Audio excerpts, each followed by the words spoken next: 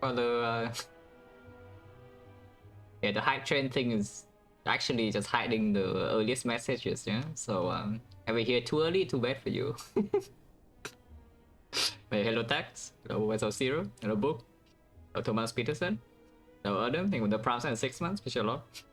Hello Smoke Rodeo, Plasmo, hello Void Walker, hello Aqualara, hello Ricky, hello Wasabi Night, hello Bamboo Soccer, hello Fan of Tulu, hello Speed Mode, hello Spooky, hello Donkeys, hello Miss Achiever, hello AJ, hello Austin Sleeps, thank you for the 5 and 8 months, special lot. Hello Muffin Magics, hello Virgin Stable, hello Chachenka.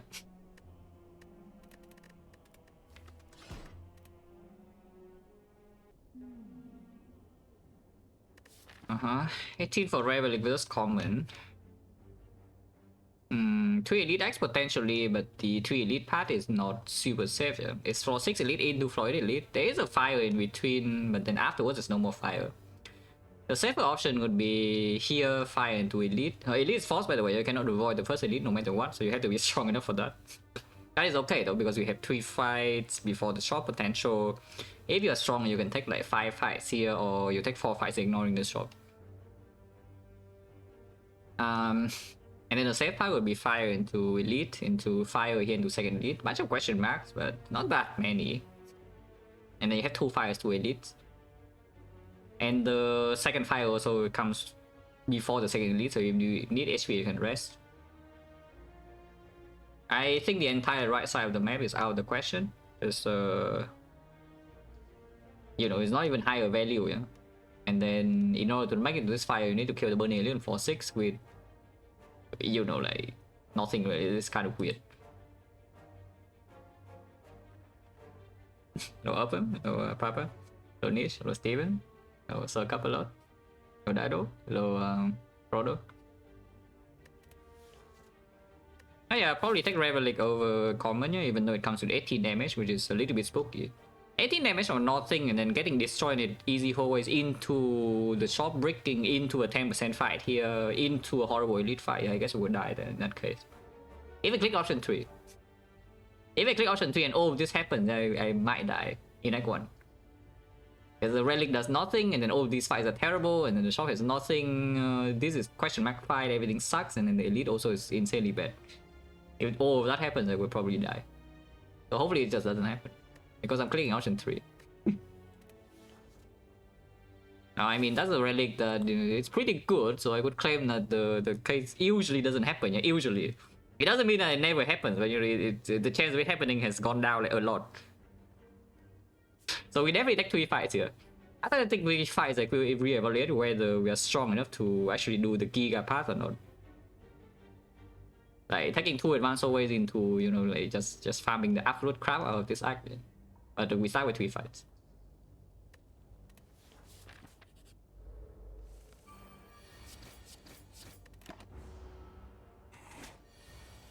I mean, it is pretty comfy to be able to play 3 strike on turn 1 there. If I draw the batch, it would have been better to play though, because now I still need to make a little bit of an unpleasant decision. I guess it's not that difficult because even if I play strike here, there's still 19 and then it will kill next turn. But if I play defend, it buffs next turn is on 25, so I bash, it would be on 17. 17. If I draw 1 strike, hopefully I do draw a strike alongside the bash. I mean, I don't even know whether that's true. No, it's only true if it's buffing. Then it's on 10 and 19. Oh, it's a bit unpleasant. Yeah, 17 and we play... Actually, no, 17 play for 9, it goes to 8. And 8 it buffs to 17 again, it's not 19, so 2 strikes lethal. That's true. Like 25 now, yeah, and then it gains another, so it's 34 and 34, yeah, bash with 3 strikes, 35, so it would kill. I mean, I don't see why I take this 2. Yeah, and next turn it attacks 12 and then nothing changes because I don't have lethal either way. I just hope that I can kill it before I take damage. So we block here. Well, too bad. Now, the thing is that next turn I don't even have a kill though. Now I'm 1-0. So I need to draw 10 damage here, otherwise I could be taking 2 damage this turn. It's fine, we only took 2 damage. Gold roll is not bad, no potion, no. With Helix Star, there's no way in hell I take this Iron Wave. Because the only purpose of the Iron Wave is to save against cheap damage against hallways. And you guess you know what else save cheap damage against hallways? Yeah, this. Which is bad, by the way. I mean, bad as in we skip on floor 1, yeah, not bad because I have this relic that I cannot pick the Iron Wave. Even if I pick the Iron Wave, it's still bad, but you know, it's not on the cards I want to see, so floor 1 is already gone. But it's okay. Yeah, for instance, with the 739 man special law, also okay. Let's give it.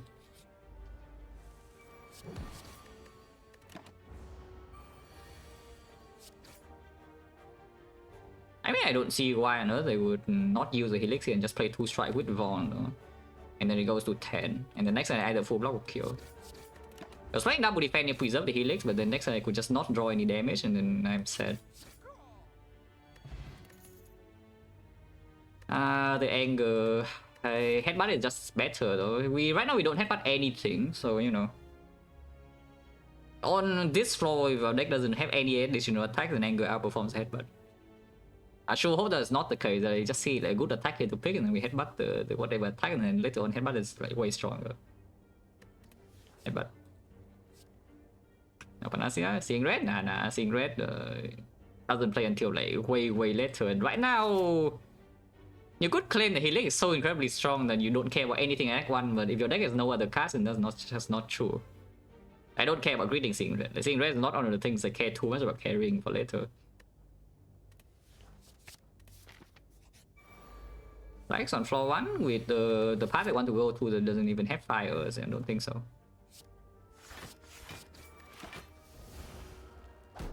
Guys, one there to headbutt. You're taking 2 though, this is annoying. I mean, it's fine. We heal. We still heal here, but you know.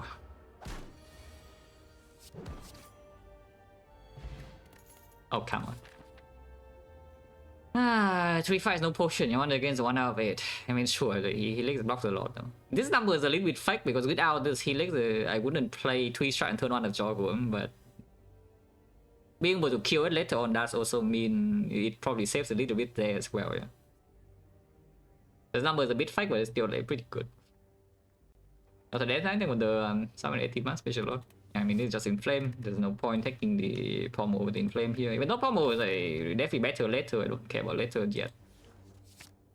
And we just secure damage output against Guardian as well immediately. It's not so bad. 3 fights, no potion. The deck is not that good yet against the complete garbage advanced always really. So I guess we suck it up and just go to the shop.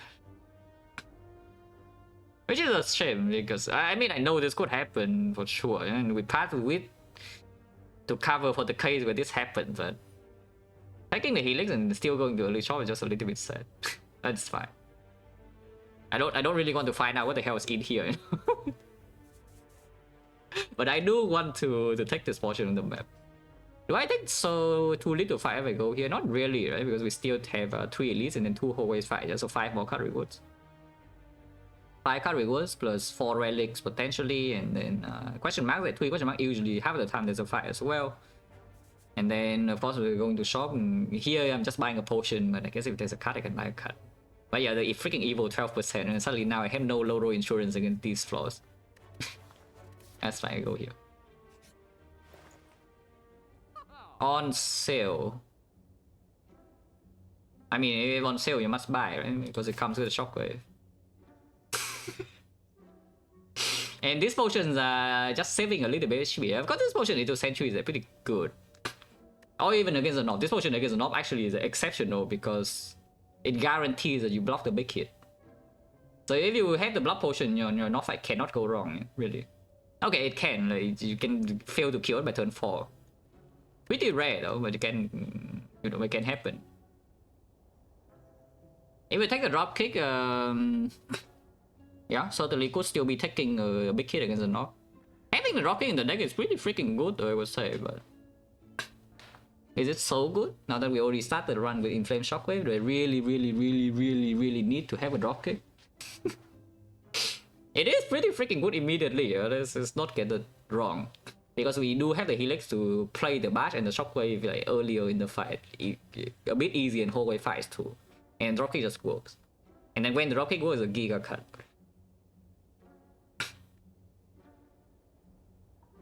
Pretending? No, no, no. Actually thinking a little bit because the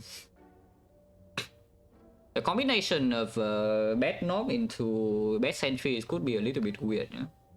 It's not that weird. But the dropkick mainly is just very strong against the Lagavulin. Which is probably already our best fight. We have like Shockwave, we have Helix, we have Inflame to set up. Just don't get bad knob, yeah, that's a good plan too, yes. I can definitely see versions of the act where we take around like... It's not that much against the knob, but I guess sometimes it could even bottom deck the Shockwave. Yeah, sometimes I could bottom deck the Shockwave and then we take how much damage? It's 18, yeah, 20 on the turn, and sometimes they don't even kill the next turn. Pretty rare, but it is possible. The stick doesn't even kill by turn 4. Then you take another hit. Which will be minus 40. Probably cannot be worse than that. Yeah, I don't really think the fight could go worse than that, than minus 40. So we go to what, like 24, and 24 we heal up to 30. Then I have to rest.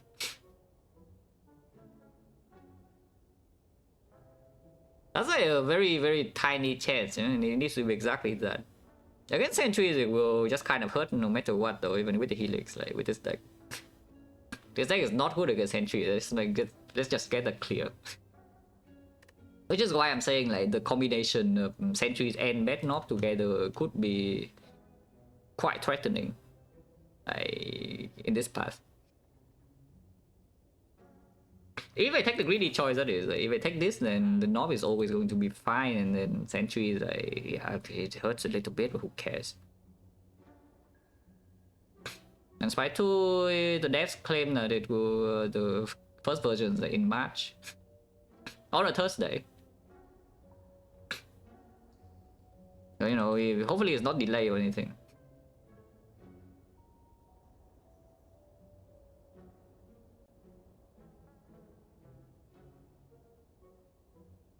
What about the other direction? It's like we see bad sentries first and then we see the bad knob after. Because that is a bit more difficult to deal with, yeah? Yeah, that would be actually a bit more difficult to deal with. I see the bad sentries fight first and then here's the bad knob. And then suddenly these portions are just giga dangerous. And I mean, I'm saying Lagavulin is like fine, but it's not like we take 0 on Laga or anything. And we walk into Laga with this deck, probably take like 10, maybe 15. Could be a little bit more depending on when Shockwave is drawn and when Inflame is drawn and such.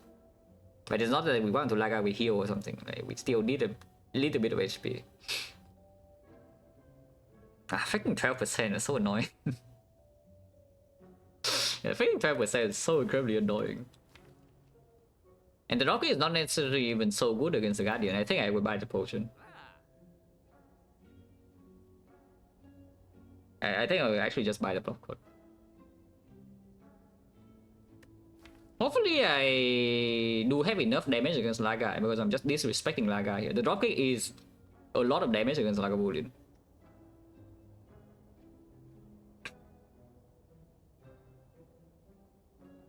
This thing is not that good though. Like, it doesn't have the big attack for headbutt to go, so your efficiency is like barely better than base deck. Before these things are down, and these things of course can be late.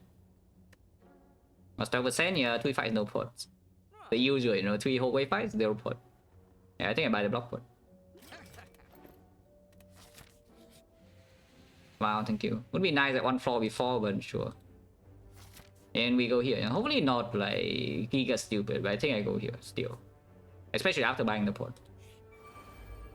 I'm in sentries first and they are massive.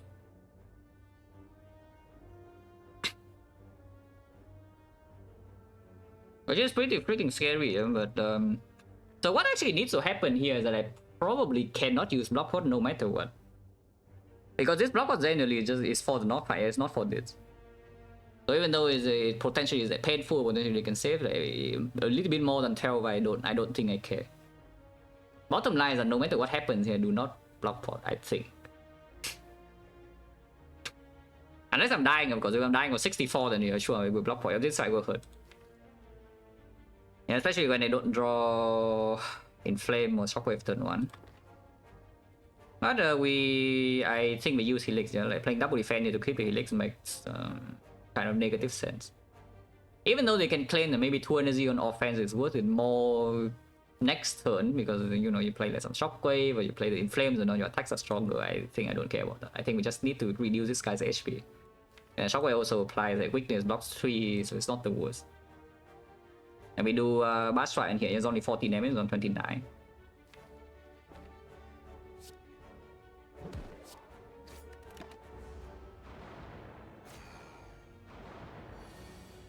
Okay. That's a bit awkward though, because so I can buffer 30. Yeah, that's exactly what I buy it for. Like, I didn't buy it for anything else. It's literally that. Is that I have the block pot, the buffer will block a big hit against the knob.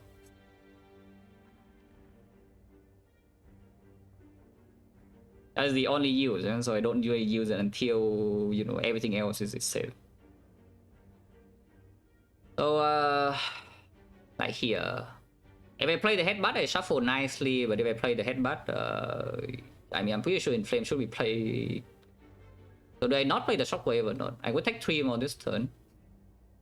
But I do not shuffle out 1 defense. I could headbutt back a defense and we do like what? Like Inflame, headbutt, strike. This will be 19, yeah? And that is a very unpleasant number because I need 2 attacks anyway. Shuffling out, playing the Shockwave though is not necessarily even good because I shuffle out these cards and then I don't even have lethal on this next turn, you see. I don't even have lethal on this next turn. But if I do Inflame headbutt, then at least I have lethal next turn, yeah.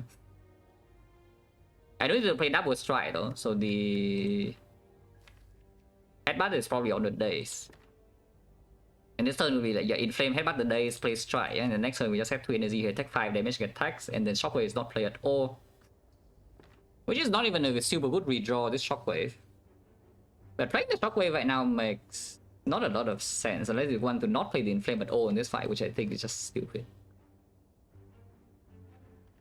But Inflame Shockwave doesn't cut it, yeah? Which is why I'm saying like the draw though is a little bit better on turn 1 because we didn't get to draw you know, like the good setup cards, like these cards. Oh yeah, sure. We play Inflame, Headbutt, Strike. And this deals, yeah, 11, this is 8, so 19, 19 is on 10, and 10 unfortunately is still 2 strikes. It would be nice if we could headbutt the Shockwave or something, but of course I cannot headbutt the Shockwave.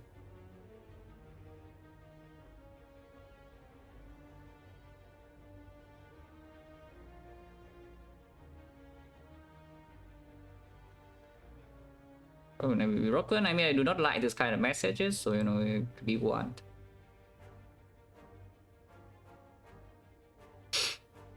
Yeah, it's not a pleasant kind of message, yeah, to see. I'm just telling you right now, they do not like to see these kind of messages.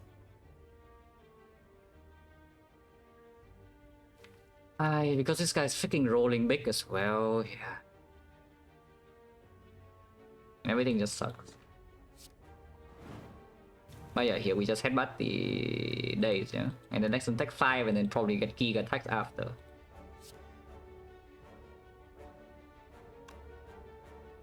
I'm only taking 20 though, is the thing. And that's what I'm saying, this fight is not good. Like we take 25 and then this guy is barely dead and then these guys are still full HP. I have 2 strength. It's just stupid, or should I accept like the 3 days and just play the Shockwave? But Shockwave in redraw is so not good, you know, but Shockwave being played now is still doing like something.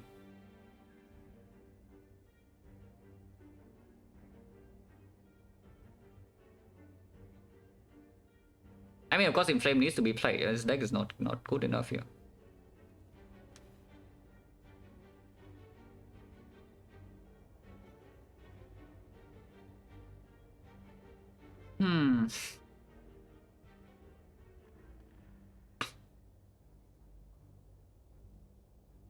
And here you see this is what I'm saying, like this is very unpleasant. Yeah? Helix or not, this deck just does not have the damage. And we actually cannot block this fight. Because right, this I'm already taking 25 and go to like what 39 and 2 sentries of 4 HP. I do have 4 shuffle, was like 4 defense, yeah? Daisies is how many daisies do I have? How many daisies do I have? Like 6 here. I had about a day, so it's only 5. And then it's 8, so it's 11. 11 daisies. Deck is 12 cards, so it's like half.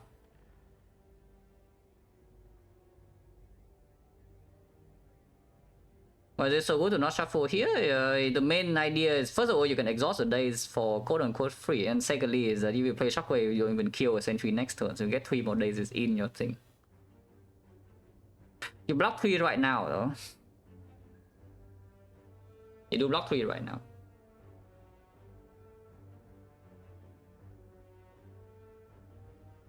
But the problem is that you don't even have guarantee lethal on the right one. I think Shockwave is still better to play though in this spot. Shockwave is probably still better to play in this spot, which is yeah, because taking 20 and then you just have a Shockwave floating around is not even better than accepting more daisies, you know. And these guys are not like the best. It's not the worst thing to get shuffle out. It's okay. It's not that good, but it's not that bad. Oh yeah, I guess we play Shockwave then, and then reset probably. But yeah, Blood Potion will not be using this unless I'm dying. Yeah, hopefully I'm not dying from 64.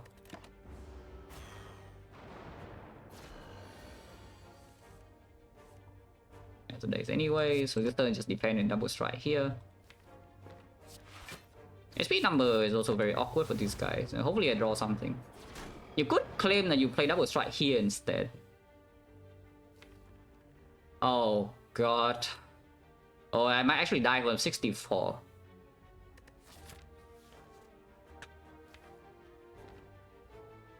Oh, that's not good because we waste the last turn vulnerable of Shockwave and I take extra damage. Of course, right here is a very tempting block of a 12, but again, we have to resist. We actually just have to resist. Like, using the block power leads is nowhere. The problem is that going to 30 now and I still haven't even killed one sentry. The problem with going to 30 here without killing a sentry, yeah, is that we simply can just get into a situation where I'm forced to use a block pot for 10 later, or even 5. But the HP is actually low enough and the fight is actually, we have not progressed the fight. I think we should still hold strong though, because the moment I use this block pot and we cannot see a knob soul, if I want to knob I will just die. The moment I draw badly. So we will hold, and the potential punish is maybe 2 HP. We do have a 70% potion chance here, and then we get a relic. I will still need to go here though, like we cannot take these flaws, like this is faking advanced always, the deck is not good enough for that even with the helix. Like we just have to rest and then go here and hopefully this fight doesn't kill us.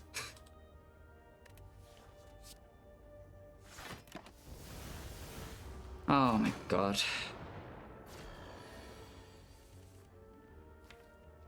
Okay, 10 more damage for me.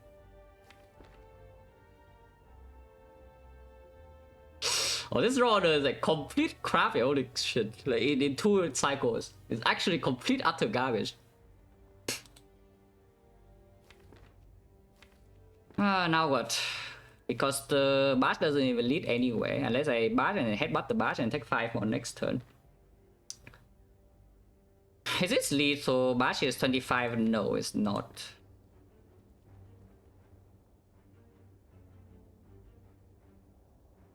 Yeah, you see why I'm so freaking scared of the sentries. And that's also why I'm saying like sentries into knob is a really awkward case. Which unfortunately we have rolled the sentries and now it's 1/2 for the knob. In fact, I'm not even out this fight yet. I'm going to 20 HP now.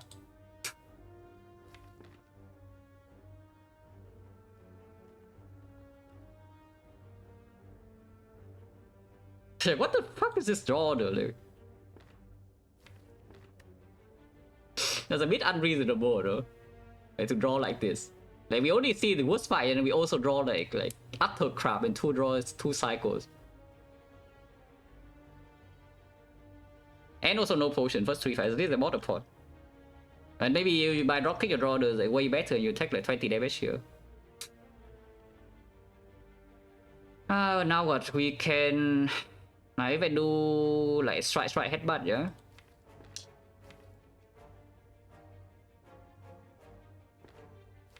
I think I should headbutt the strike over the defense if I do play strike headbutt. Headbutting a defense means the next turn I will never take damage, but it does open the case where I bottom deck the strike exactly. And I still don't make progress, otherwise I take 5 damage next turn if I bottom deck a defense, but then I guarantee a defense the turn after and I still do make a little bit progress in the fight.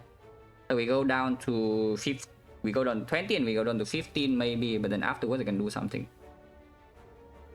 Let's say I had 64, I enter this fight with 64 HP and the Helix which already blocked 10.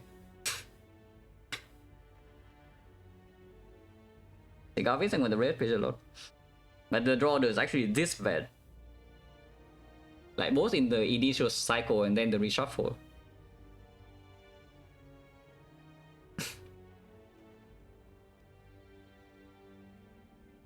But yeah, I don't think playing Bash here makes really any sense. So we play... Yeah, we play strike headbutt.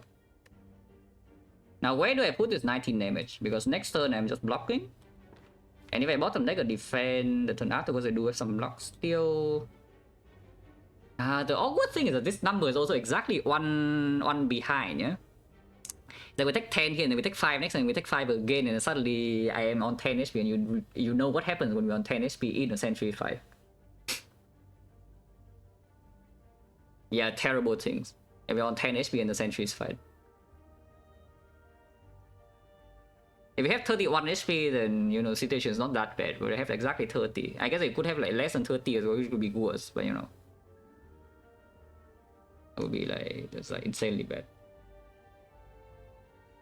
So 19 damage.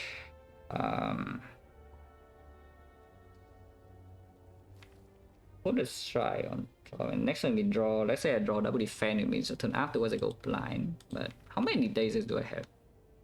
3 more, yeah? There's like 1, 2, 3, 4, 5, 6, 7, 8, 9. 12, 15. Oh, more than half my deck these days is in the reshuffle, so I would probably just get taxed.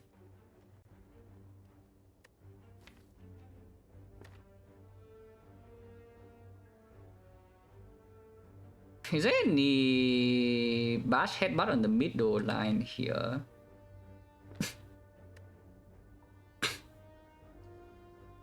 Kappa, like, be careful, man. Like, be very careful when typing complete nonsense in the chat. Like, Kappa or not, I'm not in a good mood, if you cannot tell. Yeah, very dangerous comment. Yeah, at least your name is recognizable, so you know it's like fine. For now. But do not push your luck.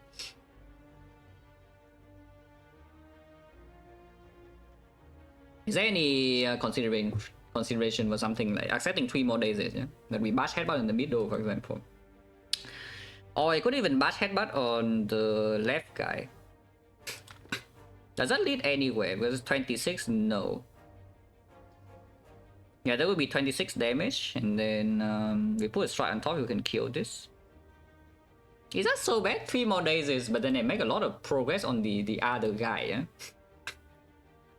Because then we can deal... I mean, I cannot really deal total, then unless I intentionally take 5 next turn already when I draw 2 strikes. Still cannot really make additional progress.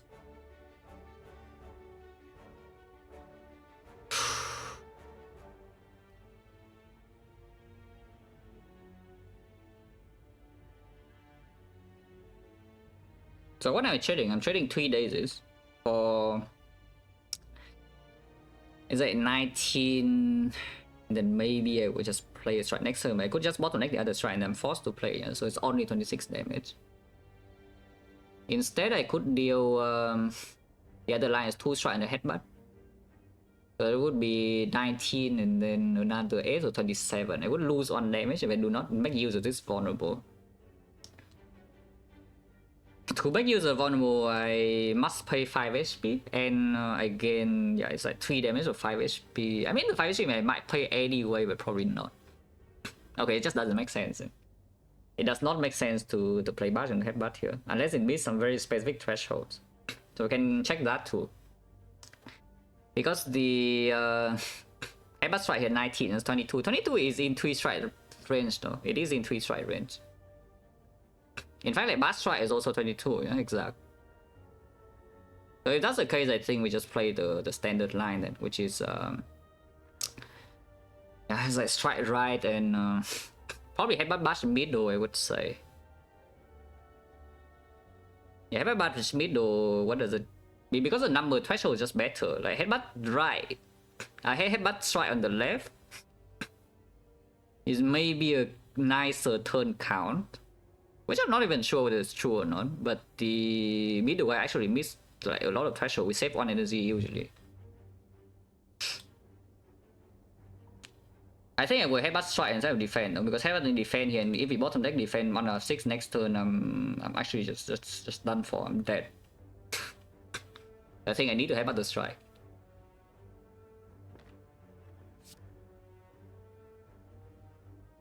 Oh yeah, we strike here, kill, and then Headbutt the strike in the middle. I play the strike here.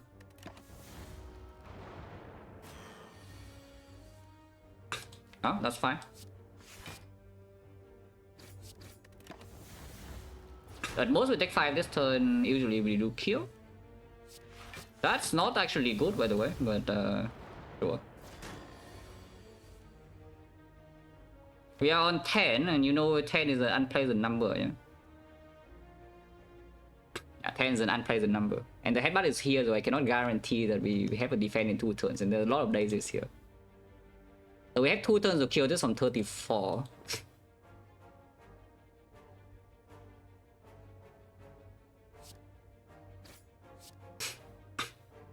Oh yeah, Headbutt strike and nothing else really makes sense. Oh, the draw Bash. So 1 strike is lethal, 1 defense leaving. If I draw 5 daisies, I need to pot. We do not need to pot. Frog is here. Elixir is kind of worthless, but the Frog is pretty good for killing Nog when it's on turn 4. HP is back over. I mean, we have the Frog and we have the Inflame. So, you know, I take this Reaper, we go here and rest and then fight the elites. Or you can claim that Reaper is suddenly so incredibly good that we go this way and just heal up like that. Like we take every single whole way fight. Yeah? Instead of going to the fire and then some question marks and you have to rest or something, you go here like whole way, and then whole way, and then here and you end the act with full HP, never rest. Our chance at 60. Next Helix guarantee is a guarantee fight that Helix will work though, but it doesn't mean it will not hurt. The Frog does help Lagavulin damage a lot though, so I think even without the Inflame or the Shockwave upgrade, we can probably kill Lagavulin. Well, I'm not totally sure because the... It's like just Inflame minors and the deck hasn't gotten higher damage. The Reaper is a good card, but the Reaper doesn't actually kill the elites. The Reaper is actually... The Reaper in this situation is very good in these fights, but it's not actually good here.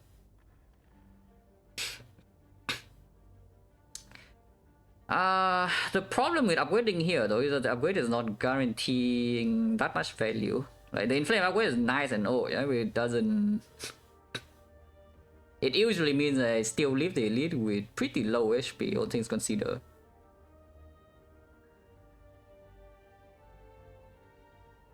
If I rest here, I will never die in on this floor, but suddenly maybe this portion the map becomes a little bit more dangerous, and of course Sentry's rematch can happen. Yeah?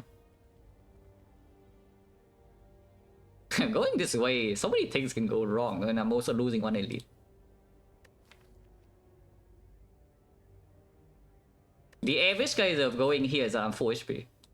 I will just say that right now. The average guys that I go in back into this node, I'm going to be full HP by the end of the without resting. On the other hand, the case here is that I rest and then suddenly more risk happens. And this fight is still safe. If a match Sentry rematch master scary, yes, but it doesn't make it safe by any means. Because the threat is still that we cannot kill them so quickly. Yeah? And because on 3 energy, you cannot play like Shockwave into Reaper on the same turn, and the Frog also doesn't even work there.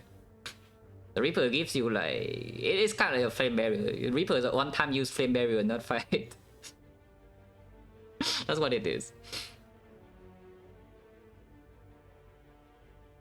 Then no, you need to die here, which is really not happening because we have the block pot. So you need to have like 2 exceptionally bad flaws in a row, yeah, for this part to go wrong. Because the way I see it here is that this fight happens a little bit too fast unless we roll a fight in these flaws, which is not that unlikely because I did see real events when I was like 20 into 30. So it's a 44% that we see like one fight in these question marks that like, it may be Reaper up. Now of course we can dodge this elite and go to the shop with freaking no gold, but yeah, preferably I don't do that. Also, AoE fights can heal quite a bit, yeah, they can hit you in the face through your healing and you die immediately as well. We thought about that. And you know what happens in AoE fights? That the helix doesn't work. On the other hand, you can go into here, see a single team and Reaper back for like 4 HP, maybe 6 HP, 7 HP, maybe even 10. And then you're happy, you know.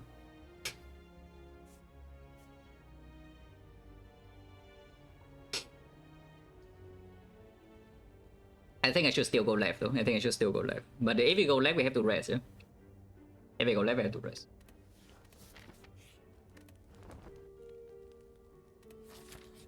Okay, it's not even no. This fight we can elixir though. Yeah, we can elixir away some bad cards in this fight. Are the bad cards in my hand now? Or what are the bad cards? I mean, I know that Headbutt is the good card. Headbutt in fact is the only card in my deck. And we do want to set up Shockwave as well. But afterwards, do I want Strike more or defend more? Do I want Strike more or defend more? We are using Elixir here. The block pot I still want to keep, of course, because of the 50% chance for the North next elite. And of course, keeping block pot around is just good. Unless the block pot is some very clean threshold with the Helix and it saves like what? 20 or something. If it saves 20 in this fight, we'll use block pot in this fight.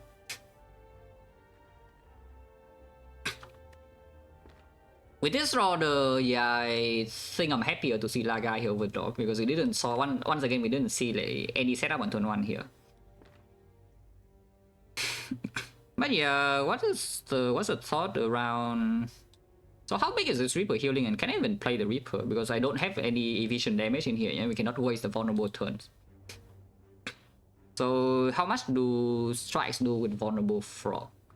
We have 8, so they are 14. 14 per energy. The Reaper would be for, so it's like 6 and 6 is 4, so it's like 10. Yeah, it heals 10 later on, but you need to spend 2 energy on it, if you can spare the energy. So the perfect setup would be Bash this turn into, it's not even true, it's like Inflame Shockwave this turn and then Bash on turn 3 would be the perfect open. I could see a situation where Blockhouse saves 20 here, yeah, because yeah, if that is the open, like with Shockwave next time we open on turn 3, the first hit is 15, but the second hit you don't really get to block. Like the Helix is gone and then the vulnerable, the weakness also runs out, so then it hits you for 24. But if you block pot on the first turn in order to preserve your Helix, you can deal damage and then you Helix the second hit and everything's good. So block pot could be used here, yes, if that is the draw order. But I think what should happen here is I exhaust the Reaper. And then if I do exhaust the Reaper, I don't think this is Elixir turn on 3 cards. I should just play the Reaper immediately. Because 14 per energy and the vulnerable chain might not even be full. It's not pleasant. And the moment we go to, I mean, it's go back to normal strength. It's not that bad because the strike is still doing 10. But usually we just have to last one more turn, and the Reaper, if we get strength debuff, it's not even good. And it could be drawn together with the Bash later as well, which then it cannot be played. We must play the Bash. I just play the Reaper now. Shockwave Inflame. Yes, but no Bash. Well, we can change up. Maybe we can actually change up by doing Bash into Inflame here. And then next on I headbutt the Shockwave, for example. If that's the case, this fight we take 15, yeah? There's still no turn to Elixir though, that's like kind of annoying. Unless you want to Elixir away 3 defense here. and then just say that you are taking 15 damage. If you elixir away 3 defense, your damage will never be short. Let's make that clear.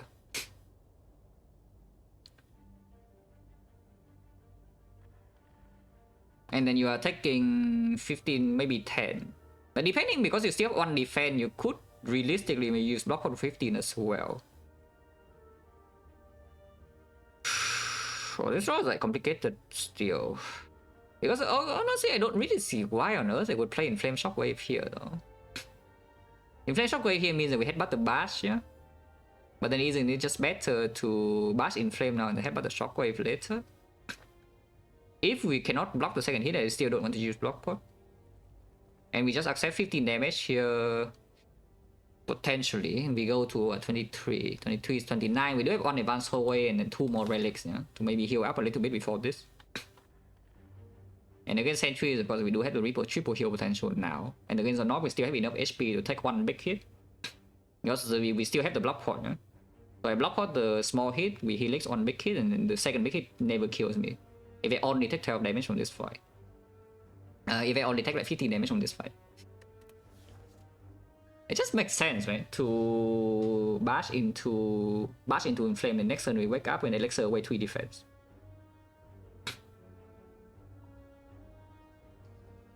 Yeah, I think we just do that. We elixir away 3 defense with the intention to not use block pot, but depending on the reshuffle, and accept that this fight is 50 damage, yeah? Maybe 10. But yes, we bash into Inflame here. And next one, elixir away all my block. Elixir assist? Yes. That's what I'm saying is like 15 damage.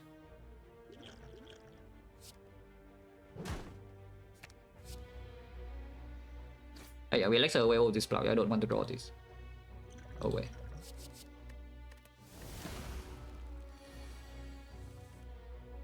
Okay, I draw the block here, so next turn just full 15. Unless we top deck the block.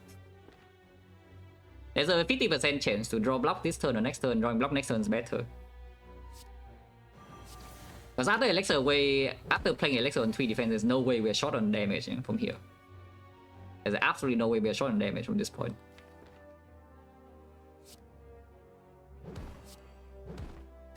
I don't even know whether I want that on top or not. I'm not going to block pot though. Ah, Sentry is solved. Okay, we're safe, probably. Unless I die in these hallways. Because the Knot cannot do anything to me and the Sentry is done for now. We have Feel No Pain.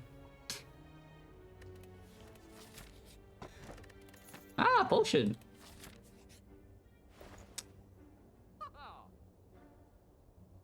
That's not even a real shop, like what the hell, that's just rude. It's just so freaking rude, man. This is not even a real shop, what the hell is this? Why? I also don't want to know why.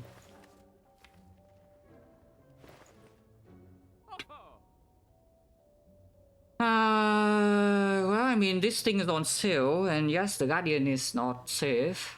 So, you know, you buy a disarm, yeah?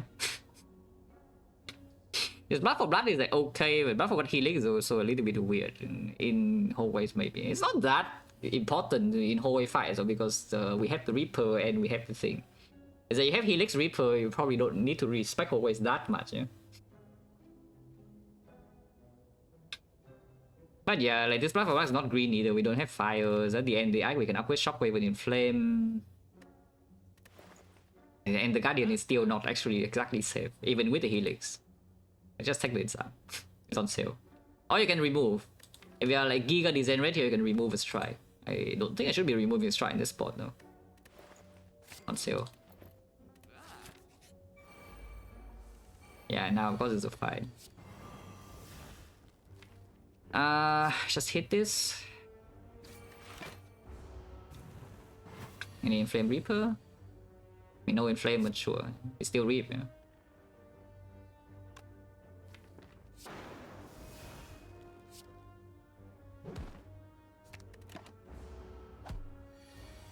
Yeah, now we have got to kill.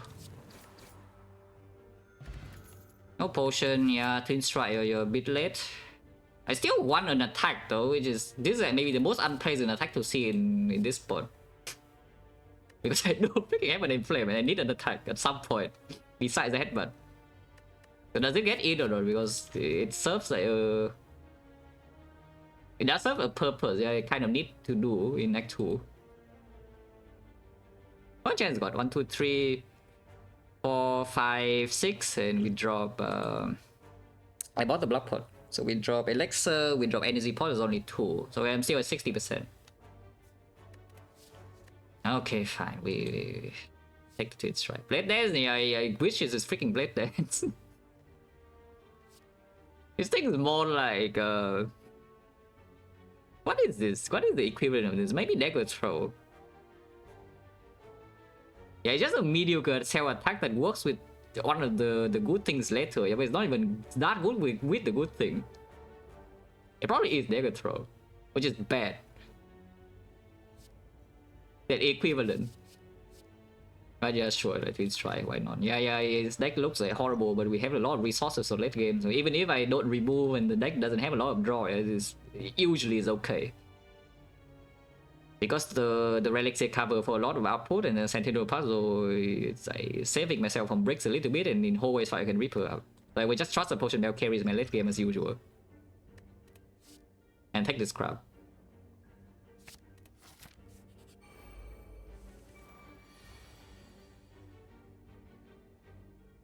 Why are you attacking?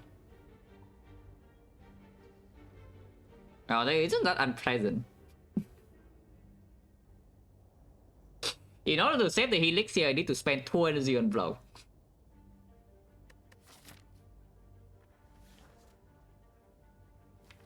Then I don't proc the puzzle, yeah, and then the guy vulnerables me and I'm sad. On the other hand, I can take 14. 6? No, 6 is the smallest as it can be already, so you know, you cannot ask it to be smaller.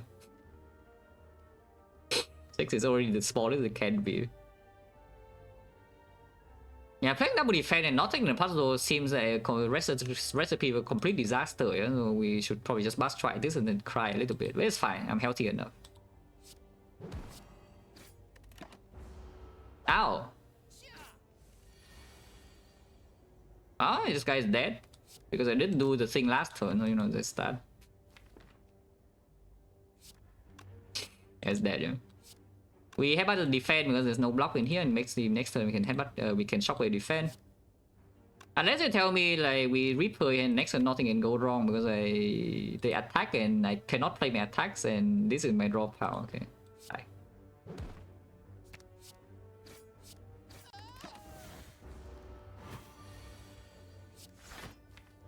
Oh, too bad for me. That's a 1 out of 5. Defense always on top, so it's a 1 out of 5. I take 1 damage here. And I guess we just take 1 damage for fun. I still have the Reaper though. And Reaper here comes with yeah, just draw Reaper next turn and not weaken. Oh. I hope I draw Reaper next turn because Vulnerable runs out. Okay, at least I draw the Reaper now. It's fine. Void Chains is 50 now. The power through, yeah, we did take the disarm for the Guardian already, so now I can take this power through without fearing that, okay, it's like so incredibly bad against Guardian. Yeah, of course we fight the elite is safe. Yeah, in the end it was never a knob. I bought this potion only for the knob, then accepted like some Giga Garbage Sentry's fight. Because this potion is killing the knob for me, and then we never see the knob. That's okay. Inflame Shockwave this time, and then we have Feel No Pain and we draw with the Reaper, so this fight should be pretty relaxing even without potion use. I hope. I even freaking rested, you know, because of the presence of the knob. The knob just never show up. Ow! Is it out for me or for them? I mean for both. It's fine, I'm healing like 30. And then take 20 immediately, but don't worry about that. It's fine, we're still extremely healthy, there's no need to potion, yeah. But I mean, you see why I say that if we want to this part, we are just going to be full HP, right? Like, we're going to this part, we're just going to be full HP, yeah. That's okay. I get one more elite though, it's not that bad. And they didn't lose so many fights. I did, however, taking lose a membership card and like a billion other things. Because if you go this way, you do not go to the shop, and early act 2 shop, you have the billion go into a membership card. On the other hand, I want to here and see membership card in the question mark shop. Wow. Consider I did. It's not good. I don't think it's good because it's not that easy to upgrade. I mean, of course, you can just click the upgrade, but then it competes with a fairly strong upgrade on its own. And then we have like... I am not too worried about boss damage, but I am pretty worried about, you know, front load damage for this deck. And the Blood for Blood really doesn't cover that, especially if you upgrade it over one of these things. But yeah, if you go this way, then you get like a billion card rewards. You had a lot of gold and you want to actually you buy membership card and you get coverage.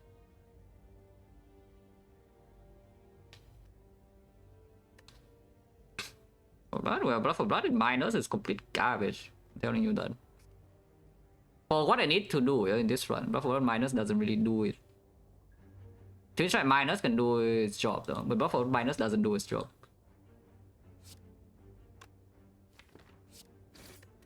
Ow! Honestly, I could even block 2 there, but... Nah, whatever, it's fine. I don't see why I should take this 5 though. I would not.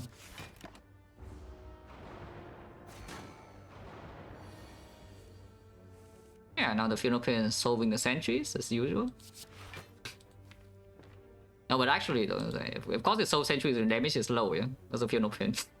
When your damage is high, then it doesn't do that much. But when your damage is low, like, of course, it will solve sentries. Where do I disarm? I'm already full blocking this turn. I don't know. Most likely it doesn't matter, but you know, sometimes I still get a little bit taxed. And I'm sad.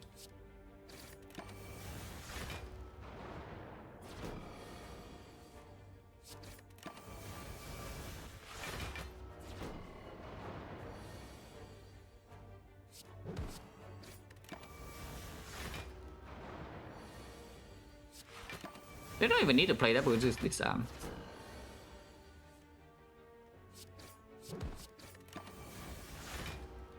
Oh yeah, no problem. We end the act with like full HP. Basically full HP. Ashes were not bad.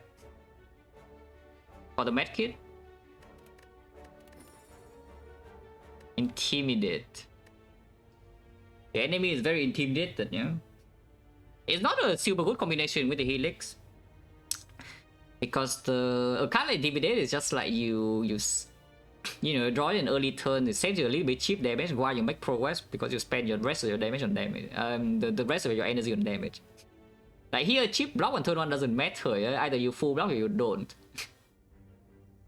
If you full block the hit, then you're cool. Your Helix is safe. Otherwise, your Helix just gets used. It doesn't matter if 1 damage gets through or like 100 damage gets through. It's the same thing. So the Intimidate is a little bit worse for that purpose.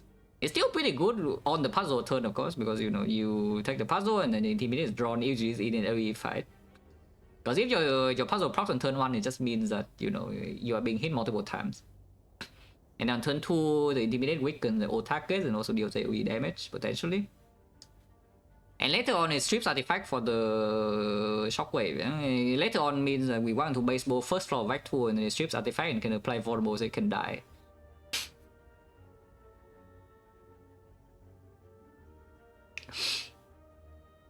That's an Intimidate. Also, it deals 3 damage. When we already have the Funeral Pain, so it's definitely improved like, a lot compared to usual.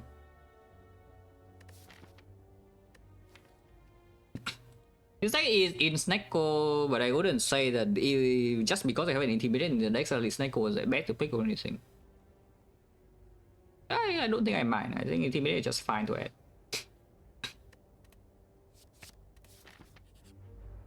Nah, this guy's alone now. His friends left him. Yeah. It is such a poor job that his friend doesn't even want anything to do with him anymore. It's quite sad.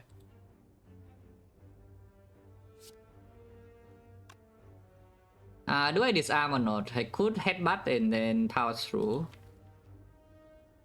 What does this arm here even do though? Yeah, what does this arm here actually do? Actually, I don't know. I don't really want to headbutt the power through on top. Is that true? Like next turn, I guess the disarm does do, it goes to like 7 next turn, or 7 means we can 7 still needs like two cards like here. I guess I can play Shockwave into a defense, and it would already full block the wizard block 8. I don't really see what the defense disarm's doing. And the only thing disarm is doing is that maybe it gives me a little bit of stalling here to vulnerable into Reaper. Yeah, it does 3 damage. Yeah, sure. This deals 9. So that's 6 damage for the disarm. Mary Midas, think of the red pitch a lot. But yeah, I just headbutt and power through, yeah.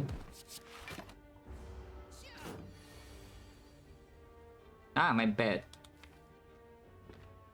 Oh, that's kind of annoying because next turn I'm freaking vulnerable now.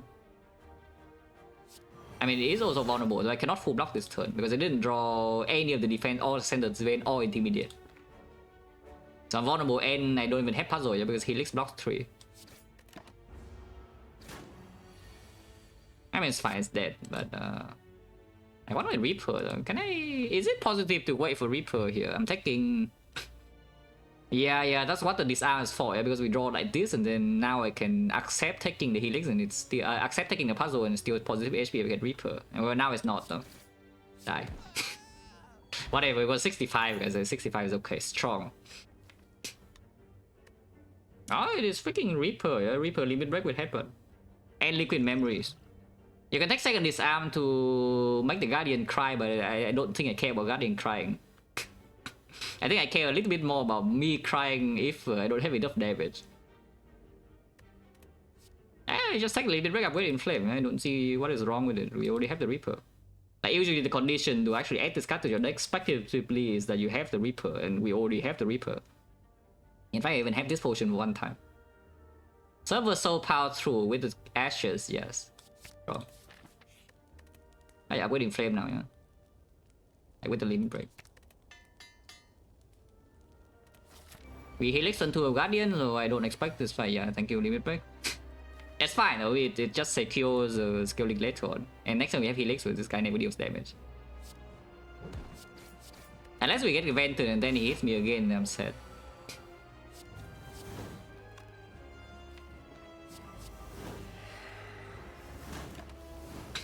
My Ashes still deals a bit. Oh.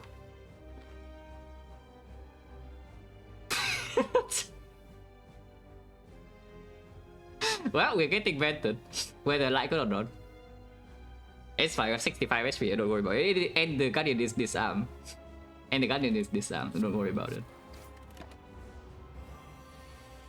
Okay, at least I did not bottom deck exactly in Flame. Bottom decking Bash is still annoying though, because reapplying Vulnerable here is still quite good, yeah? But it's fine. Yeah, this turn like 9 damage. It's still weakened, at least the last turn weakness.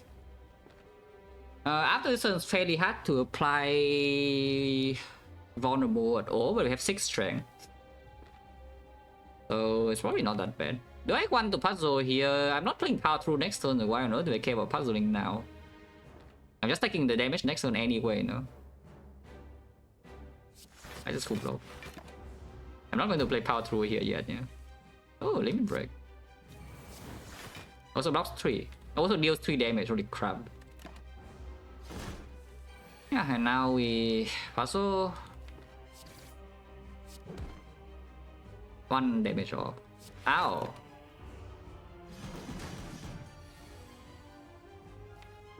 I could Reaper for 10 now and exhaust it. Unfortunately, this also split it, so I don't even get my Twin Strike. It still deals 2. The bad splitting, I don't really care about splitting. I mean, I don't really care about the vulnerable, I mean. Okay, fine. And that's fine, we have 6 strength in here, so the... Can play the power through now, everyone, but the vulnerable still doesn't go anyway. I kind of want to play the vulnerable, so... Is it too early to play this? It's probably not, but it's a little bit spooky because maybe we fail the next split and that is actually when the major damage can happen, yeah? Yeah, getting cheap down here, it's whatever, it's disarm, it doesn't even deal that much damage. But taking a full 34 to the face because you draw wounds is arguably a little bit worse. I think passing when the price on 12 months, push a lot. Yeah, I should not play power 2 yet, yeah. But I don't actually think I should be playing the bash though, so I will not play the bash.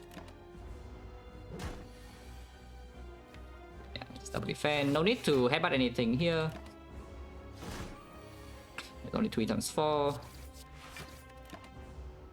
Yeah, we have 6 strength.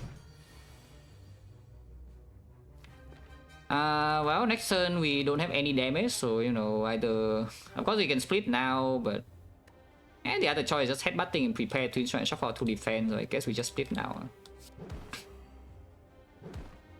And then I can play power 2, yeah? So now we can headbutt bash on top and then play power 2 bash. And probably take a hit this turn. Ow! I mean, taking 8 is less than taking 12. So I guess we take 8 and move on. Ow. That's fine. Yeah, I did get a new potion. Stronger. Oh, you can take Second Reaper. Second Reaper is okay too.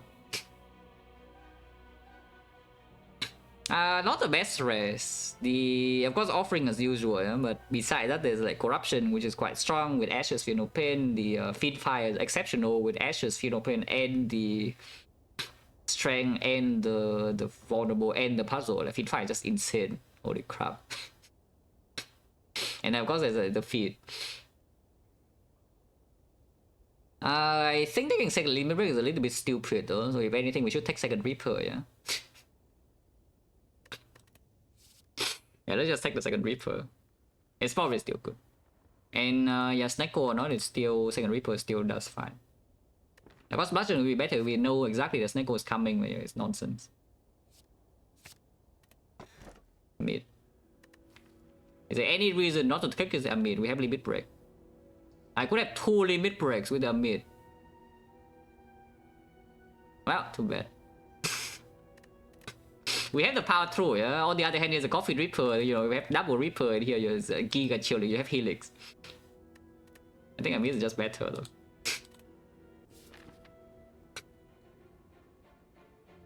Okay, now the strikes are really bad, yeah? And the power 2 is also like a little bit weird. And the puzzle is also crying, but it's fine, we can deal with that. And I'm poor. That one may be a little bit harder to deal with. That I'm poor. Are we so strong that I walk into 4 elites here and nothing can go wrong? Slaver is fine. Slaver die to Ashes and we can Reaper 3 targets. Leader also kind of the same. Like 3 targets and then Ashes and a bunch of damage and Inflame Plus with Frog. Like, just super strong.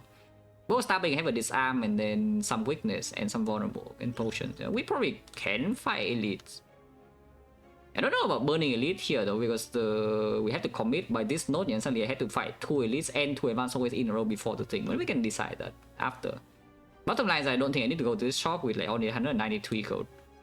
For some reason, you know, I'm poor and sad. But the intention is to walk into the park with like 4 elites.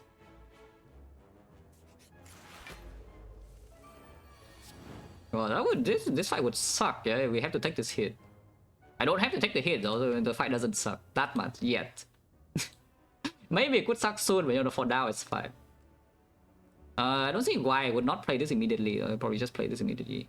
Limit Break upgrade actually is real now, yeah. Now that we have Pyramid and 2 Reapers, at least Limit Break upgrade actually can be a thing. And normally you don't really care about upgrading this, but in this situation, I certainly can see upgrading this. Not if I see another strength source though. If I see another strength source in here, probably this would not get upgraded. But if not, if we don't see anything else, just remove some cards. Then Limit Break Plus could be our damage scaling for the endgame. For this run. Holy 1 damage. And 1 plater, yeah, it's not insignificant. No Fear No Pain here. Like 1 damage and then puzzle seems fine. Next one could hurt though. Yeah, we puzzle. Shockwave, it's fine. No Fear No Pain, but you know, it's okay. Try make progress. Blocking 3 here seems a little bit weird. Next one is like, I'm not frail. And we want to Reaper back anyway. It does heal 7. Okay, I'm about to make my power through and I'm sad. Ow! That's so rude. That is actually so incredibly rude.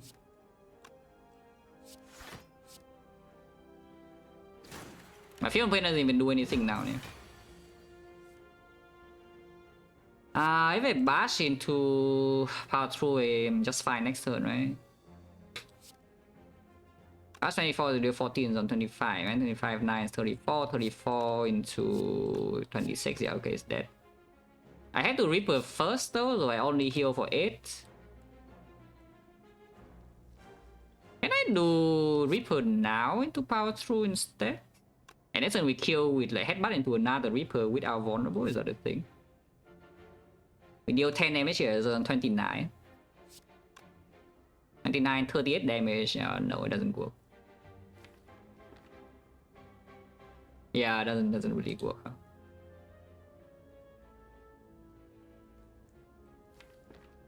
And it doesn't have enough HP for me to do something like Power Through into headbutt here, and the next turn play the bash Power Through, and then afterwards it's the thing. Because if next time it swings 21, then Power Through doesn't even full block. Actually, is this lethal now? No.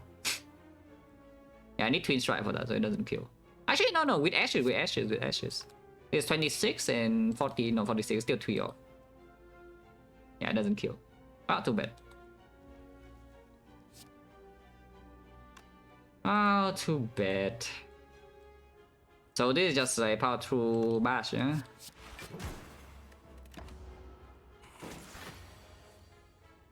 And then other strike is... Yeah, strike is slightly better. We heal 13. And I'm full HP. You know, if we are full HP, nothing really matters anyway. This potion is like insanely good, so you know, you better keep that. This potion with the Limit Break and the Double Reaper is like, actually ridiculous. Better keep that. This is green. I have no idea what it's doing except being a 0 cost attack. We have 2 block pods. Okay, 1 block pod. I would tell you that I'm throwing away the block pod I bought a start of Act 1 right now. We have 1 block pod. Do I care about this body slam? Not really, you know. If we get a second win, I can power 2 second win, I think I'm already fine, you know? Because the Ashes also deals a billion damage and it blocks like a ridiculous amount, and we can just play Twin Strike. I don't see how on earth this body slam is going to do, you know, to really do its job, except just breaking me on turn 1. And my thought actually is true. I mean, I keep the potion I have from a while ago with me, you know. That's true, I'm throwing this potion away. This is kept, yeah? This memory is still kept. Even though it's a little bit worse with Pyramid, I think it's still like better than Block Pod. Oh wait. This one I don't take. Yeah, this one I don't take. And of course, we go this way. Yeah? The moment I go here, I'm forced to fight 1 elite and then a bunch of advanced whole way, but I think it's fine. The birds. Intimidate skippers? Then you can helix next turn and maybe you don't get destroyed, but you know, I'm not getting my helix, so hopefully I don't get destroyed.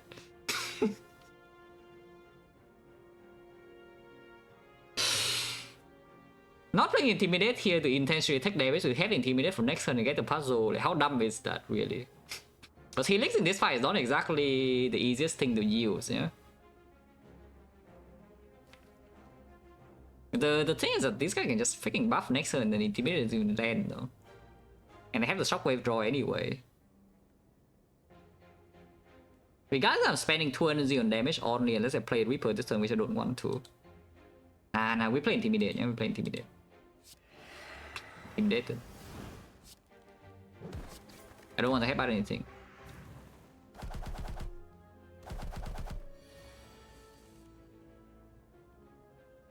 Okay, we take 6 damage here.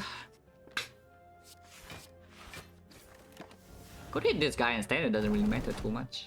Ow! Have a disarm. Oh. Ow! It's fine, we have Reaper, but yeah, it still hurts. It's fine.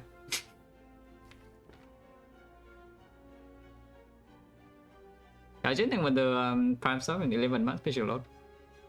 I just think it's a little bit uncomfy though, because we do need a lot of energy to damage. I know the body slam and such. The body slam doesn't actually convert into a lot of damage though, is my point, even on 0 cost.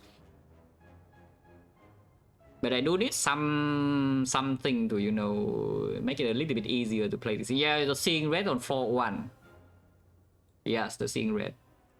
But I think it would be nicer though, right now.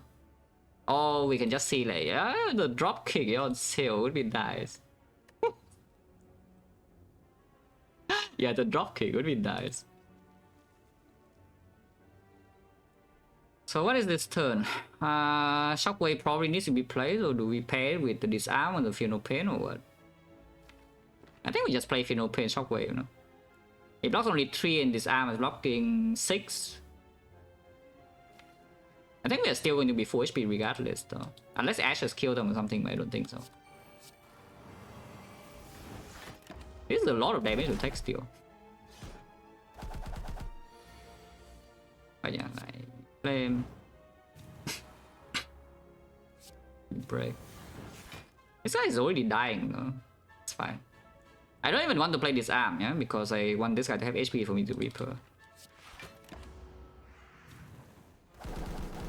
Yeah, we will still be full HP after this, so you know, nothing ever matters, you know, with Reaper in your deck. You see how stupid this card is. And does anything ever matter? You know you're full HP. Unless you die from full and then it matters. So hopefully you don't die from full in, you know, these flaws.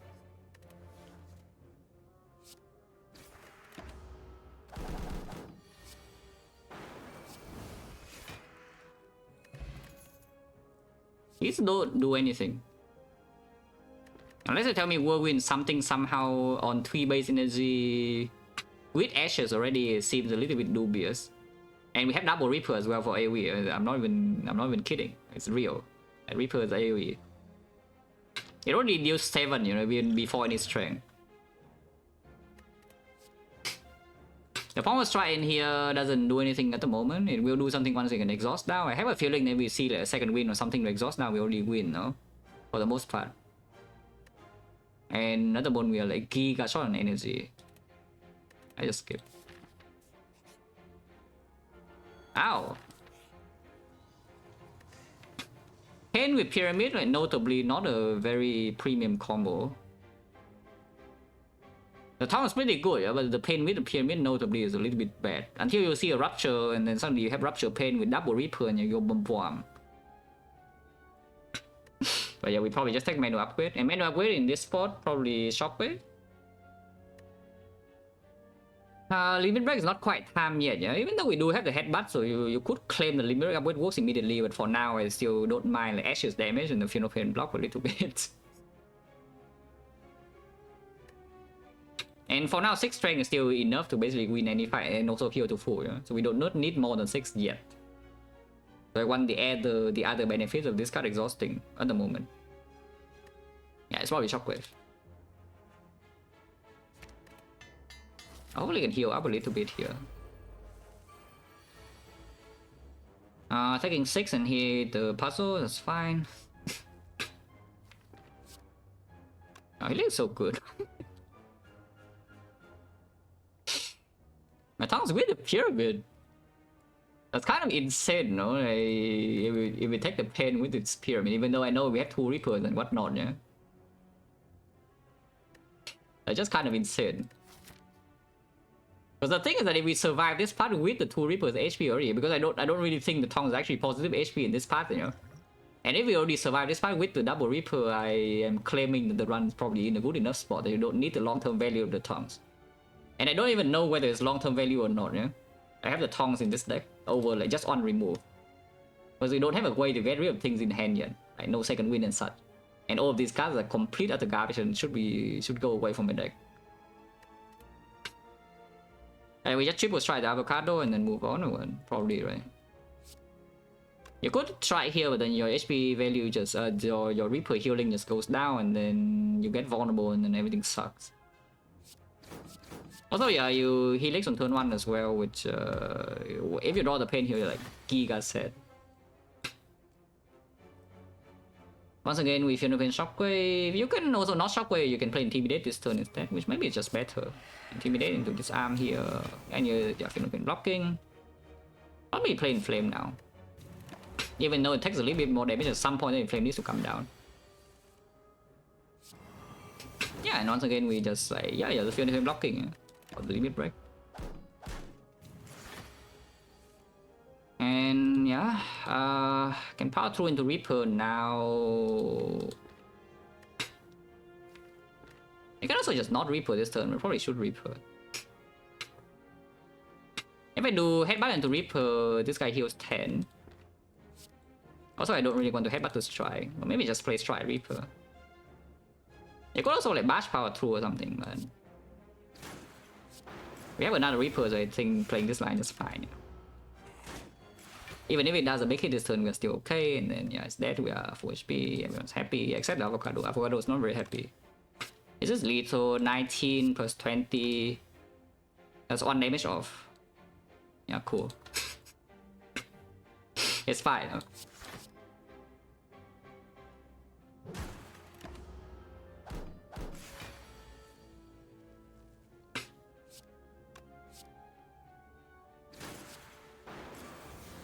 Wait. I am not full HP. Okay, get lazy for 1 second and just lose 1 HP for no reason, yeah? You literally just be lazy for a little bit and the game punishes you immediately. Like, what the hell is this?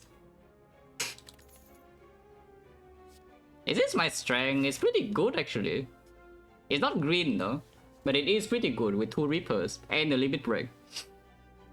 On the other hand, I can take another disarm for what I don't really know, because in the fight when disarm is good, I think 1 is sufficient. And in the other fight, I just like stuck in my hand from no freaking reason whatsoever. I mean, what is wrong with this flex really? I don't exactly see what is wrong. Is that pyramid limit break? How bad can it be? It's not green though until like here, which I probably will upgrade the flex, yeah? I don't really see another thing to upgrade here besides the flex. So if we take the flex, it's going to be the end fire upgrade. And for all of these floors, it's still pretty decent. Here's the slavers. Yeah, second disarm could be here and then didn't even do anything. How much should I respect this fight? I'm weak and I'm also taking a lot of damage.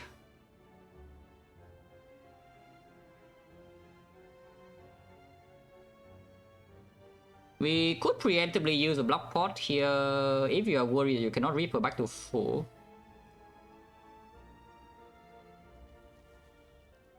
Because I don't have any of the good things in my hand on turn 1, yeah? But of course, like, eventually in this fight we will get to a point where Reaper just full heal immediately. And block pot is always terrible. I do want to take puzzle this turn anyway, right? So I don't see a reason to block pot now. It just makes no sense. I could see using energy pot in this fight, though. We'll see. Probably should still hit the red first. Pretty low chance of even kill the red next turn, though. I probably am just going to be vulnerable anyway.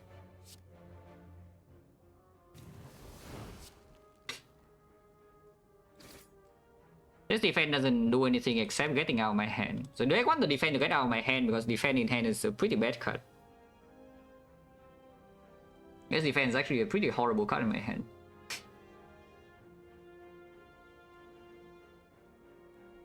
Yeah, I think so. I don't really want this in my hand. No way. I'm just claiming the Ashes and the Reapers and whatever is like, oh, it's enough damage to just end them, you know? The wounds redraw never matter. I still haven't drawn these though. It's like limit break is in hand, but my strengths are not here. The shockwave is not here. I'm being vulnerable. I don't have lethal. When should I be scared? It's not quite yet, but when should I be scared? Because the power 2 is not even so easy to play. If I play power 2 is next turn, yeah, not now. This turn probably is... What is even this turn? I don't want to headbutt anything. I could power 2, headbutt power 2, but I need to draw into these cards, so flooding my hand with garbage is probably not like, super advisable. What is next floor, by the way? Just a normal hallway is like probably fine. Snake Plane could end me on turn 1 2 by helix if I enter that fight too low though. You need to be careful of that. Yeah, and the wounds retained from part 2, you cannot actually make hand space. You have to play this card. Intimidate next turn makes a lot more sense if we don't draw the shockwave. It does save quite a bit of HP immediately though. And then you could just draw shockwave next turn. Because hand right now is 1, 2, 3, 4, 5, 6, 7, 8, 9, and we play 4 cards. So I do draw full 5 next turn, there's 50% chance I do already see the shockwave. Even red irrelevant. Yeah, if I say it's 100%, we will say this one already won without even playing. And if I say it's 0%, we will claim that this one already lost even without playing. So what's the point of the question, really? Like, it would be a decent question if you're looking at it outside the run's context. Yeah? But if you see the run has pyramid and you ask, like, what is the pyramid's win rate? That's completely worthless.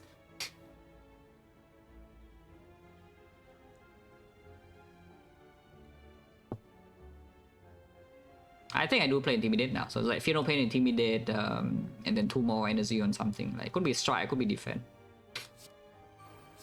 Ash is still going a bit. We definitely do not want to play Headbutt here. So probably just try Defend.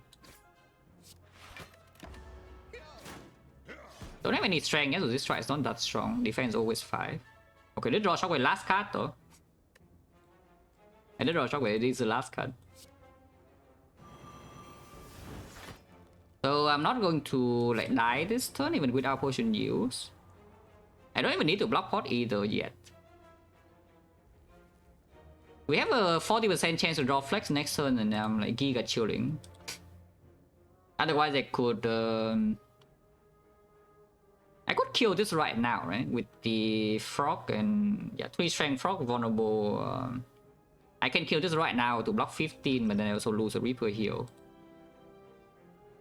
What are you? I mean, of course, like defense just a terrible card in hand because you make hand space. How low am I going here? They don't have that much HP Reaper back, and the next turn I don't even full block unless they kill them outright, you know? So I will probably take another hit after, but then we have a whole way. There's no reason, right? This is only, how much damage is this? This is 36, 33, I'm going to do 16. Okay, no problem. If we energy pot at any turn, it's like next turn. Not now. Okay, if we energy pot is next turn, not now. Next time I'm not even weakened, this Reaper like healing giga amount.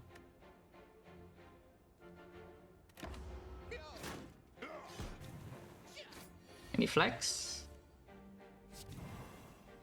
Wow. And I'm full HP.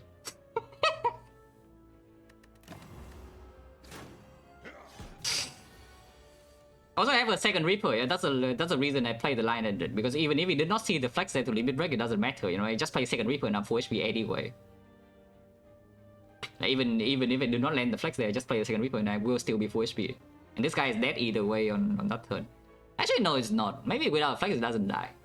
But even then, it still doesn't matter, yeah, because it survives and I can flex Reaper on the next turn as well.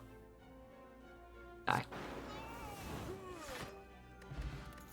Infinite. I mean, I don't have fires unless you tell me to skip 2 release for 1 remove. That seems a little bit suspicious. Oh. Oh. The second shockwave is so incredibly strong, I'm telling you. The second shockwave is insane. On the other hand, here's a fun card. The second shockwave is ridiculously good, and we do not need the second limit break, especially if we upgrade the flex and we still have potion support. And the second shockwave is ridiculously good. Like, insane.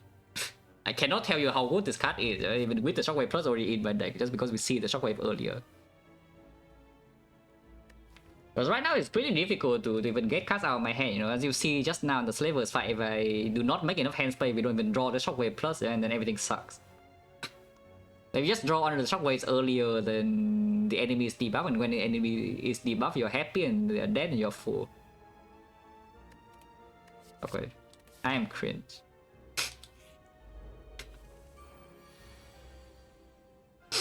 I'm cringe, guys. Just make hand space again, yeah? Keep the flex in, so defend, twin strike.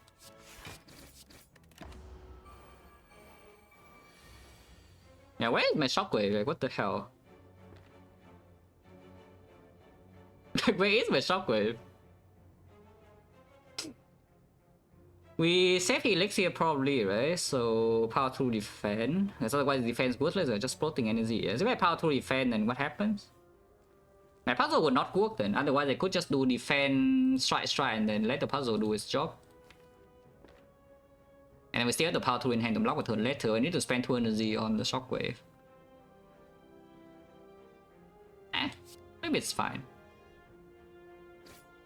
Because playing this, we have only 5 in hand, so I don't really overdraw, yeah? 2 wounds in hand, but yeah, the puzzle doesn't work. I'm still healthy as hell. Saving helix just blocks more next turn though is the thing. And this power 2 right now does actually block full for 15. So it's just a little bit more efficient to play double block cards here.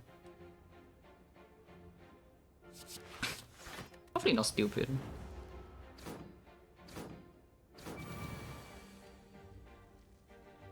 Well, I guess we still don't draw the second shockwave, so it sucks to be me, I guess. I don't think I should wait longer though, so we just flex limit break now even though it's only 2 strength, yeah? It's okay. I need some hand space still, and you know, they're healthy as hell and I'm like getting old. Is that true? Because if I don't save the older strength here for the Reaper, then later on I don't even heal up that much and they're hitting me for a lot already. I just get like a med kit or something, everything like... Or a feed, yeah, a med kit or feed or... You know... I know Coffee Reaper is gone, but you know, if Coffee Reaper magically appears here, it would be nice. I get a free boss relic. Could be quite nice. Oh yeah, if I only do limit break but 2 strength, Reaper doesn't even heal that much is the thing. After it flames like 5 strength and 5 strength Reaper is at 9 and 9 becomes 15. It's only healing 30, what the hell? After Shockwave inflame it will heal 30. And yes, I'm about to take more than 30, I'm just telling you right now, unless I potion.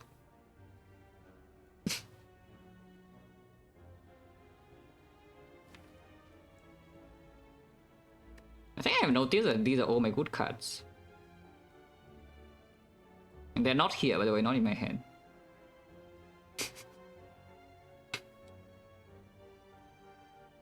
The Jogworms play Vault. The Jogworm started with 5 strength. So it's not actually even Vault, they started like 2 turns ahead. They started with even 2 turns ahead. Like imagine the triple cultist, but turn 1 they hit you for 11 and they scale up immediately. Would that be an Act 2 fight? Yeah, probably not, right?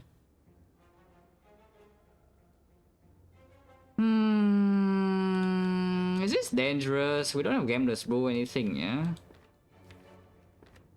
I mean, of course I could just energy pot at any point in time and just get out, but...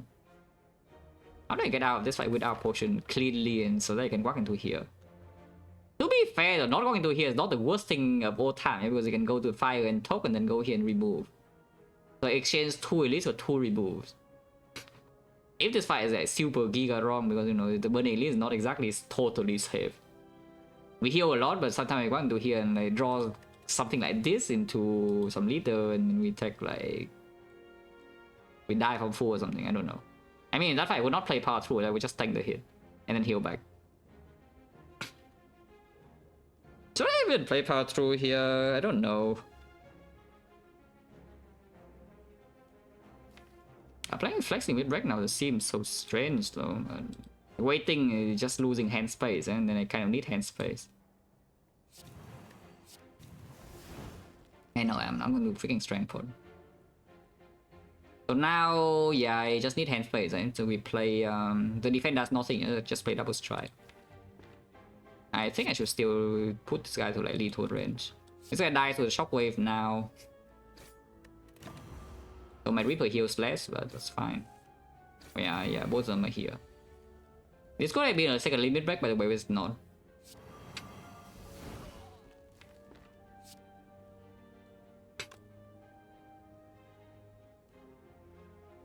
Yeah, this is very painful. They're still scaling up. At least they're debuff forever now. The headbutt is just better, right? Because then with the headbutt, I can headbutt the flex and we can flex Reaper and heal a little bit more. He already heal is healing more than defense. We also make progress with the headbutt damage. Yeah? So headbutt on the flex is just stronger. So how much is it exactly? Flex Reaper 8 damage. 8 base go to 14, 14, 17. 17 with this is still a little bit off. And there's only one strike here. Do I really need to freaking energy port this fight? That's just so annoying. I think I would just prefer to use block pot here if anything instead, yeah? We could headbutt like twin strike or something, but that's not pleasant either. What if we just headbutt power 2 and we do like power 2 Reaper next turn? How dumb is that? And we Reaper again the turn after. Full Reapers, if we get no more strength, this would be 6, so it becomes 10. 10 is 13, 13 is 26 AoE, 26 AoE plus 19. It does kill the guy, but we don't have any attack in here to kill the other guy. And I get hit. So it doesn't work. Because the Bash cannot be played with the on the same turn as the Reaper. And the other guy is hitting like what, 20 or something, so I take 15. We could just draw the strike though. I mean, that's a good plan. I'll just draw the strike.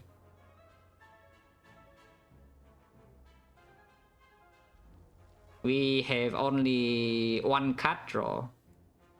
But if I headbutt the power 2 here, we draw the power 2 plus 1, yeah? And then I play the power 2 first, the wound gets discarded, and then I play the Reaper.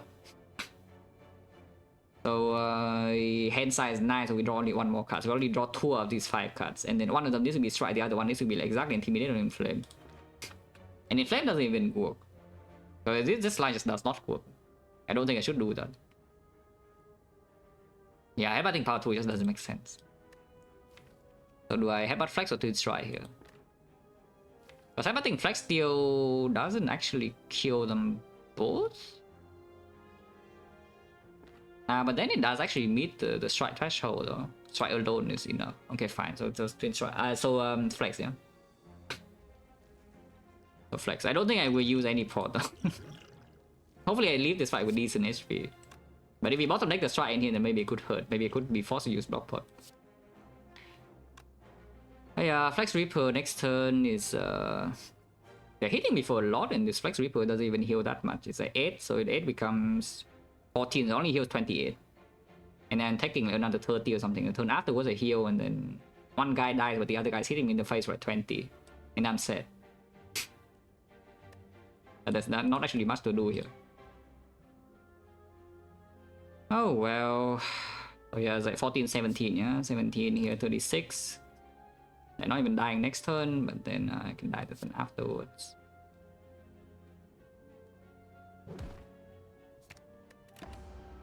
I guess I could...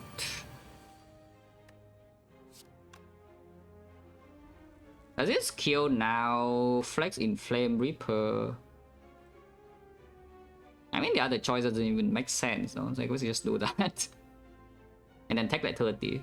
And then next time we play another thing. Yeah, it doesn't even kill this, yeah? Yeah, next time I play the other Reaper, that's fine. Ow. Yeah, not full HP, yeah? We heal to 67, yeah, perfect. Yeah, could have used block pot and we would be on 79. 3 garbage. Yep. Attack pot should be taken if we are going to this path. So is block pot just getting thrown away or what? Yeah, probably true. I don't know though, because against the book stabbing, what is better? This already covers the damage. I guess burning slavers and attack pot is better, yeah, than block pot.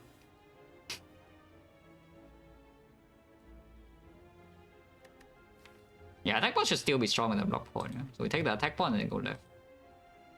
You could go right here and just remove, but then actually it's a force pathing and then a bunch of annoying things can happen. Because with force pathing, you are probably not even gaining piece by value at all. You're losing piece by value and you lose 2 elites immediately. And this shot is not even good. You don't even have Reveille threshold, you just go to remove. You just go left and farm. Hopefully don't die on the left side would be quite sad.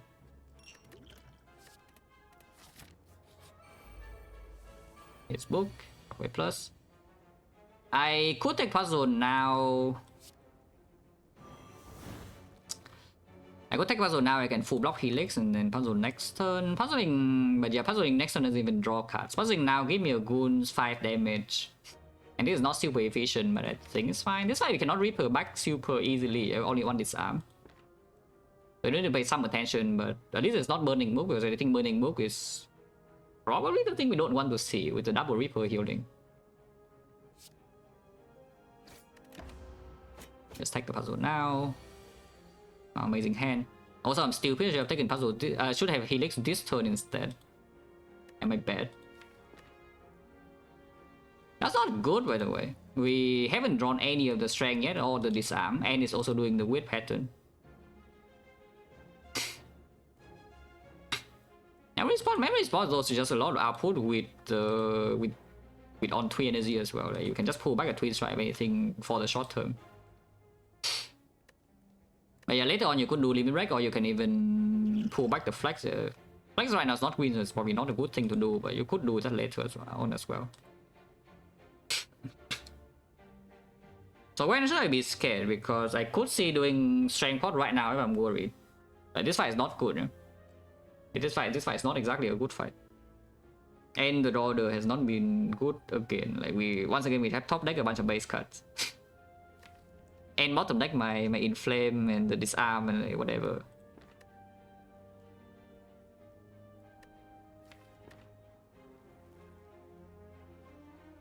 I think I should respect this a little bit now, even though I do lose strength of this fight, which is potentially quite bad if I just top deck the limit break and then bottom deck all my other strength. But this fight the ashes cover for a fair bit of progress. And we still hopefully have the attack pot into Liquid Memories here to kill Slavers.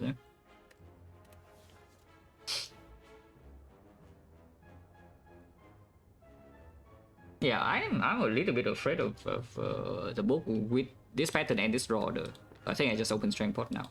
I am also willing to spend the energy pot in this fight, but hopefully we get away with only the strength pot.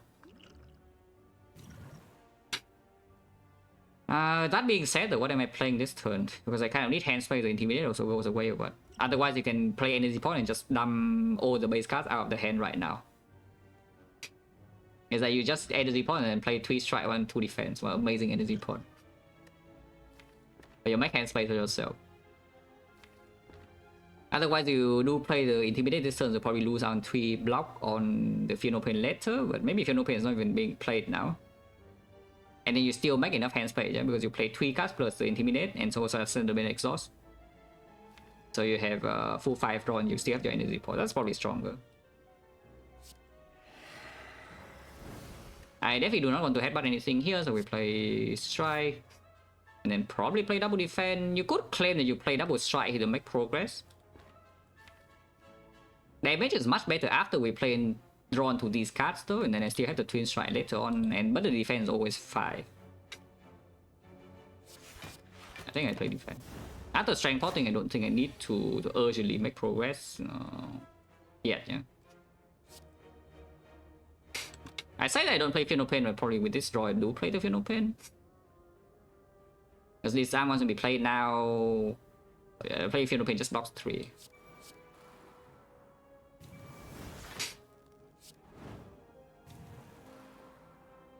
So I could energy pot this turn the limit break immediately to actually get to other cards, but then I still have to flex. I think from this position it's probably okay to just stay here a little bit. Lots of goons, so it does need to die like soon, but not that soon. Like for example here I could do power through limit break, twin strike. Vulnerable does run out soon, no? But we can shockwave next turn.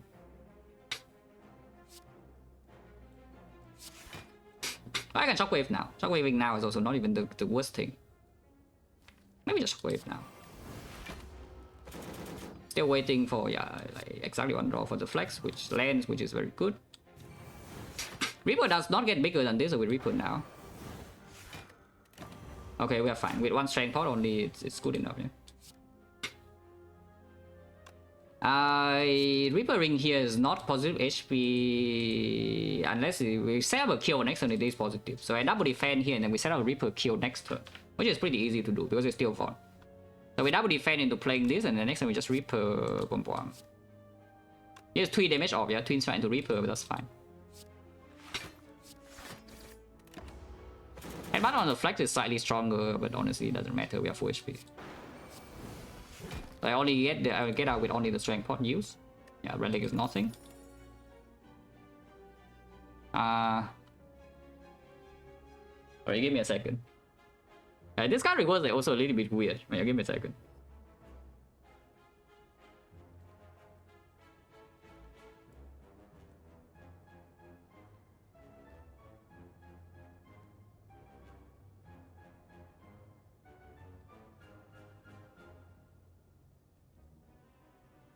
Oh, the burning pack? Why? Don't you see our hand clock problems? What on earth do you want the burning pack for? Yeah, we only giga shot in energy, yeah, and my hand gets clocked like forever. And suddenly now you pick a burning pack plus for what? On the other hand, you can take the boomerang to actually, you know, kill the enemy for cheap. And didn't I just say that right now dealing damage is pretty difficult on 3 energy? And suddenly here's a card that deals a billion damage for 1. Yeah, this is a card that actually just deals a billion damage for 1. Yeah, after we have drawn our strength, no? So, you know, important distinction is that it doesn't deal damage immediately.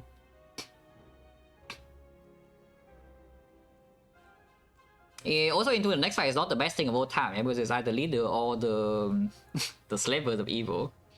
Like what's that? We'll pass on 33 months, Visual Lord.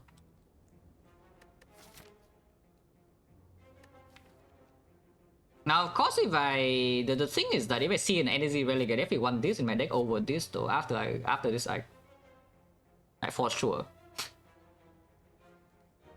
Because yes, the deck does not actually have active draw. Even though we are getting hand clock, the deck at the same time does not have active draw. And we don't have max HP from the feet or something, yeah. So if the deck has a bunch of base cards and also another attack that's all boomerang and no active draw, you can walk into the end game and then realize some horrible things. So if you claim that the rest of this deck is not actually so threatening, you should probably take the burning effect anyway. So is Collector scary?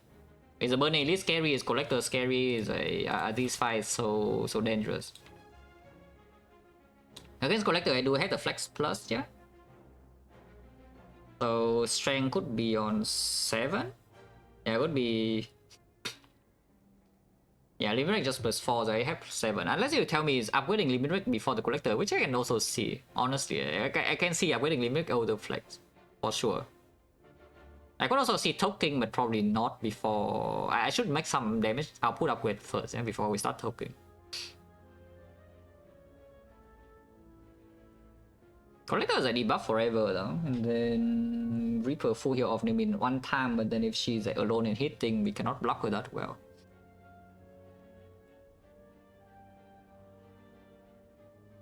Not that Boomer is so good in Collector though. We need to kill the minions first and then the thing can go in. I think I take the pack anyway, even though it's not good right now. It's definitely not good on these floors. Maybe it becomes good immediately because I see the bloodletting here or something here, but on this floor it's not good. I think on this floor is already okay, though it's not that bad on this floor. And then after this act, when we pick up an energy relic, which hopefully I do, then it becomes a lot better.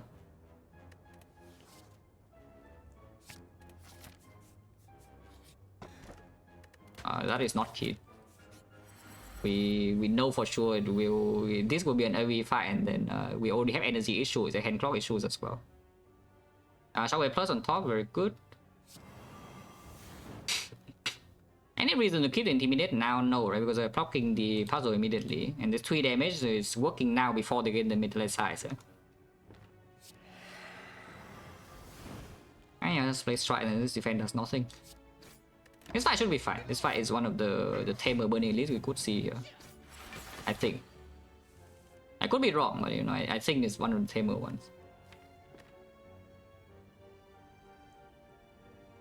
The good flex here and then Burning Pack to actually see all the cards, or you can just feel no pain first and then Burning Pack after. Could use Energy Pot, but I think we don't need to. Yeah, we probably will need this fight at full HP because they already are debuff forever with Shockwave Plus.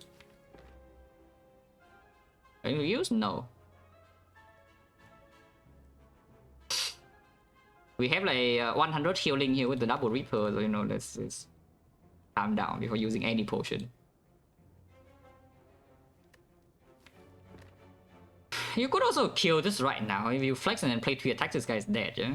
I'm pretty sure it's dead. This is like, what, 8? So yeah, 14 and 14, 11, 11, 19. So 47, yeah, it's dead. So you could just flex and then kill this immediately. And then get 1 energy back, and then you're not vulnerable, and then probably you're happy. Let's just be happy, right? Whatever you have, but you draw immediately, and I think it's the flex. So we just headbutt the flex.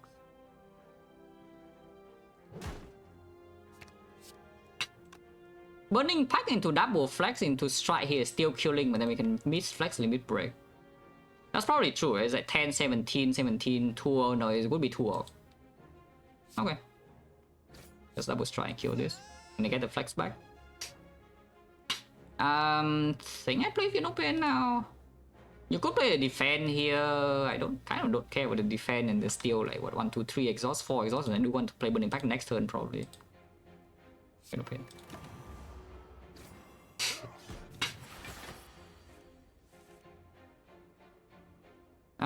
Still don't have the Inflame in hand. I will just wait for it though.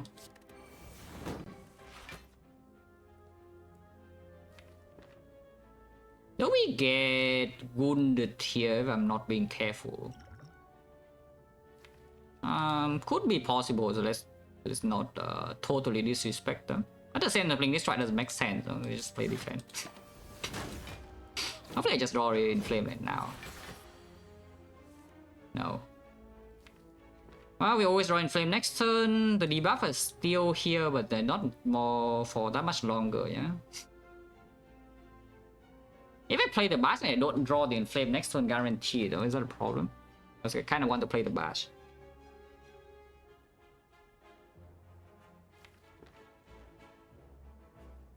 Do I want to play the Bash? Well, because I could play Shockwave instead. Maybe I don't want to play the Bash. It's just like this one. We get a lot of wounds and we draw now, but it's probably okay still. That's the last turn of debuff. I'm just going to reapply Shockwave now. Then when we flex the mid break next turn, yeah, not now.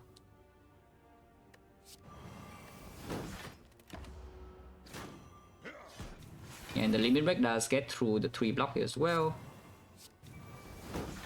I can Reaper back a little bit.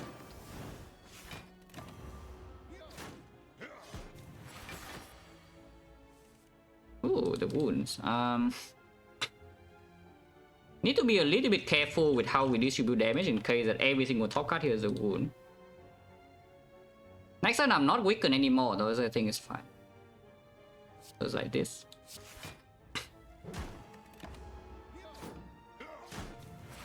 Playing power 2 is just stupid. There's no point playing the power 2 there, but at the same time we don't have any issue here that and I'm full HP. Okay, Relic's decent. It's back, yeah. I mean, now that I have this though, it's a little bit better, yeah, to have something like this, but it's still not good. Making Captain's Wheel as well for the body slam, holy crap. It gets out of the hand very easily, yeah, so it's always, it's like anti-hand clock. What you need to draw into the card in the first place is not real hand space, you know, but if it deals real output, then it is like something that could be considered, and yes, it does deal real output. Misplay now is true though. I know we'll be full HP. If you open any potion then that would be a misplay, but I know for sure at the moment I see this fight I know that I'm just going to leave with full HP, yeah? That's why I don't accidentally like kill myself because my hand is full of wounds and they're still not dead somehow, but we have plenty of damage for them. Yeah, with the Burning Pack Plus now, like having this is not, it's actually not the worst thing ever. It's not good though by any means. It's also not that bad. But yeah, just having a 0-cost attack to get the strength payoff is not even actually such a bad thing. Maybe it's fine. Yeah, and next floor I see a drop king and suddenly this is bad immediately. I just need a 0-cost attack, you know, that's good with looping, so not anger. But like drop king is the ideal case, and then I guess body slam is maybe the second case, but it's only really strong after I see a second win. If I see a second win from this point, I probably win already. I don't really need the body slam for the case second win shows up. If I see a fin fight or something, and somehow the fin fight doesn't end the enemy, and having this after the whole deck gets exhausted is still good. It's fine. It's okay. It's green. Next plan. Problem. Defense doesn't do anything, so we just take 12 damage.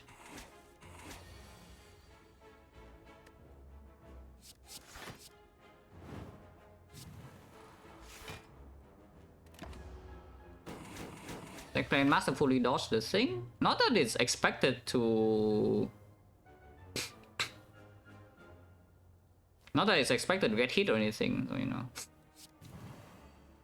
I think we'll pack though. Any body slam? No. I should not even be reapering here, right? So I would not reaper.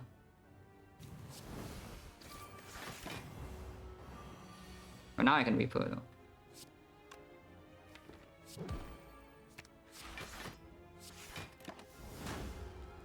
Why did I do that? It's already dead to ashes. Whatever. I mean, I'm not full HP, but you're not full enough. It doesn't really matter. All of these guys are trash unless you tell me the Sentinel Burning Pack. Yeah, another brick in my hand. Unless I have another cut. It's a secret, except a lot worse. But it is secret plus though when it works. Like when the Burning Pack lines up with the thing, I get 2 energy, not just 1. It only works with Burning Pack and nothing else. Otherwise, it's a defense in my hand. And I cannot Burning Pack at another card. I must Burning Pack on exactly the Sentinel and not like the strike. I wouldn't mind something like True Wit to pick up though, but True Wit minus in here is pretty difficult to justify the upgrade because we do have the Peace 5 instead to use. So taking the Sentinel to preemptively get ready for True Wit plus from the card reward seems a little bit suspicious. And I still have the energy pot, and if I make it 2 this, I can see an energy relic and don't care about this anymore for the most part. I don't think so. Hopefully this fight is okay. We do have Helix Captain's Wheel, so it cannot hurt me in the first 3 turns. Afterwards, though, it could hurt me. And yes, dealing damage in this fight is not so simple, and bottom deck most shockwaves. That's fine. I think I should make hands fight though, it's probably bash defense. Also impressive snake gold rolls, but you know, the usual part is par for the course.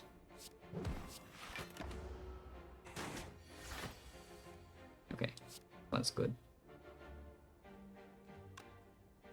The other ones are not so good though, you know, that one is good at least.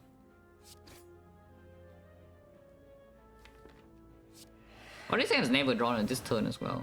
Keeping a defense in hand, probably worth it.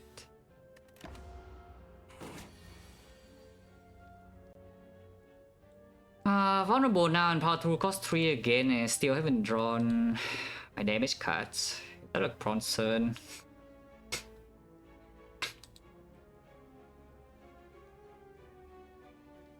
Why does Neko rolls in this fight is always so bad? Is that on average you should every 2 Neko fights you get, you should get 1 fight that it rolls well, you know? But it certainly doesn't feel like it's half of the time you roll well in this fight. Every time you want to hear, you just roll terrible.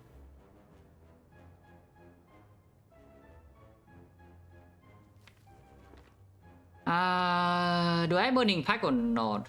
Otherwise I can play defense and play what, Feel No Pain past turn. Or you can play a strike past turn. I think I would play Feel No Pain though. I think I'll just play Fingerprint. This also costs 2.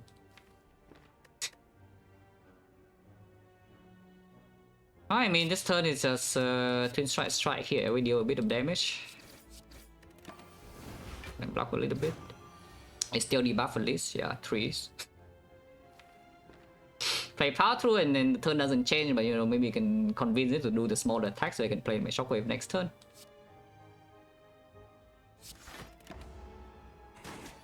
It's doing smaller attacks, I can play the Shockwave. And I guess we just play one Reaper now, yeah? It's almost dead.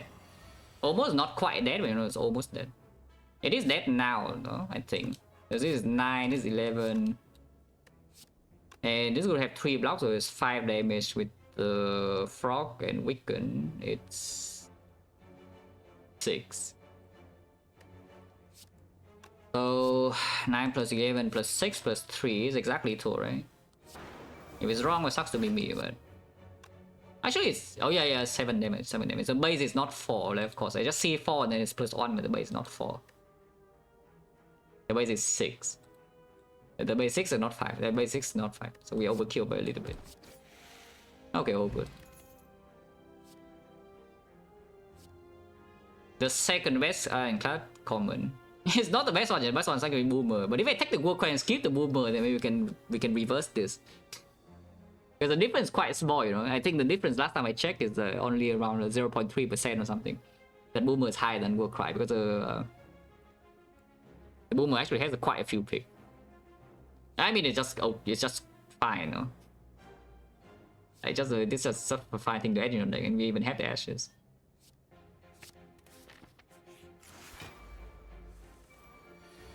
I'll just like again when Helix once again does its job, so no complaints here.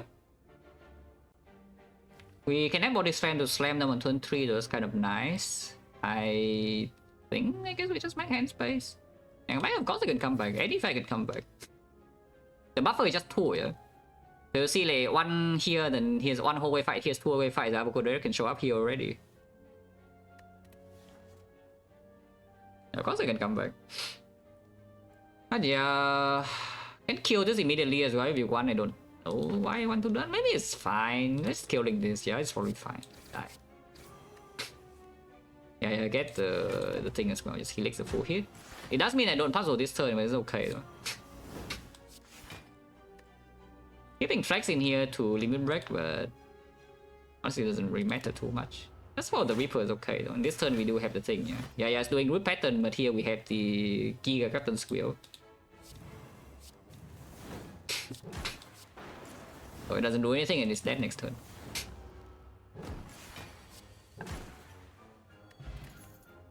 Still complete garbage.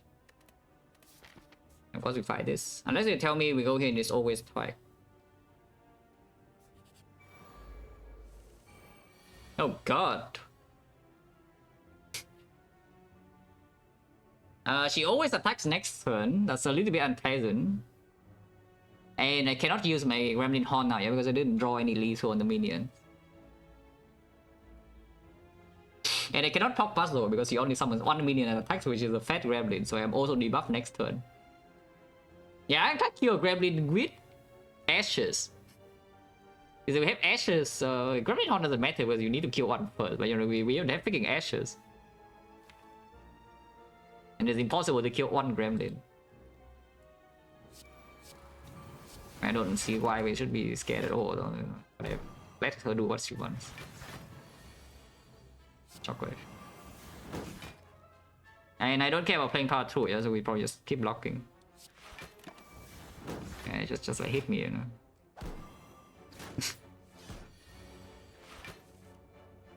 I wasn't taking the strength again, it's fine. And this guy had the burning back is not bad. I guess we're not repairing multiple targets. Let's try 1 by 1 here.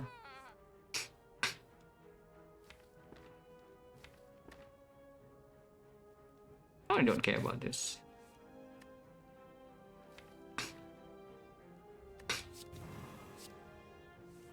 No inflame, but we can headbutt the flex and then it's fine.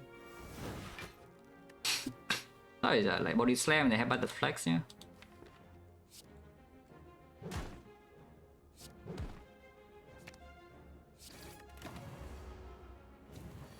Yeah, attack it, I don't care.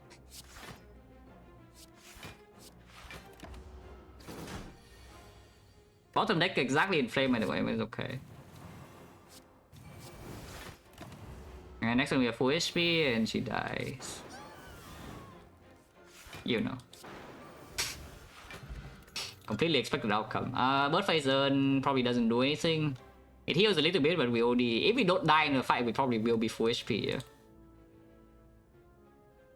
What was the burning pack over? The other thing, boomer, right? I don't care about the boomer either. What about the second burning pack?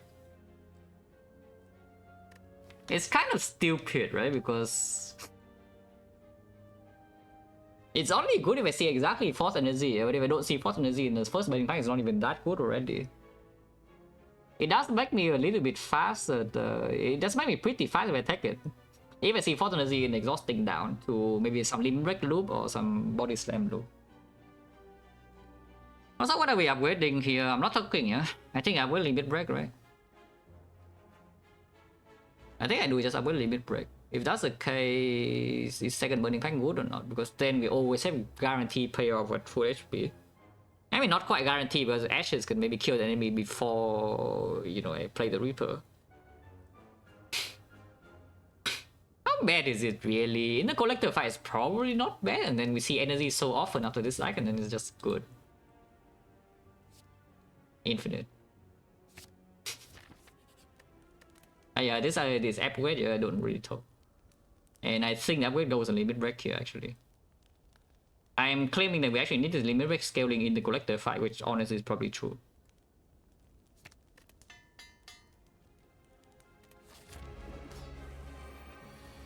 Okay, for once we top deck the thing. Playing the shockwave now is a bit annoying because the minions are not rebuffed, but at the same time I don't really want the 4-2 energy for no reason.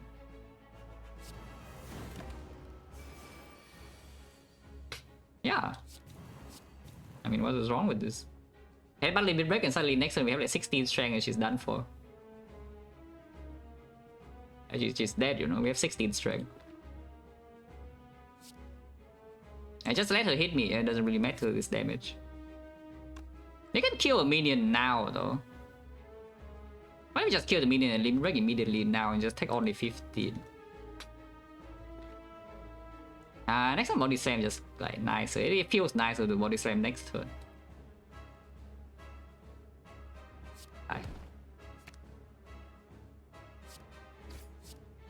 Because like this turn if we limit break again, we even get the flex strength one more time, you know. We have 18 strength and not 16. But look at Mega Console, it should, right? Like, Mega Crit definitely has the resources now, so I would be pretty surprised if it doesn't release it on multiple platforms immediately. Maybe not early access, I don't know. Maybe early access they don't really release on consoles. Yeah, not so sure if it's early access.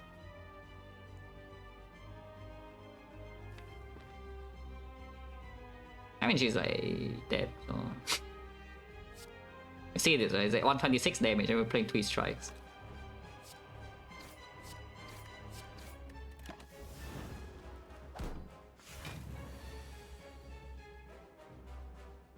Just reboot now, sure.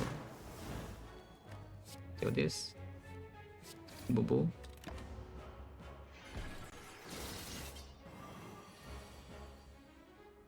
She attempts to attack.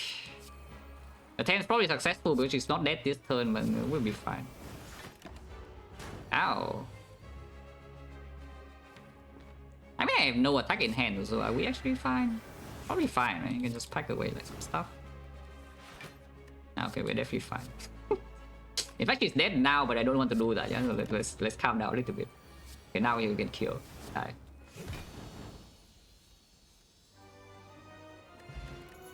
Feed.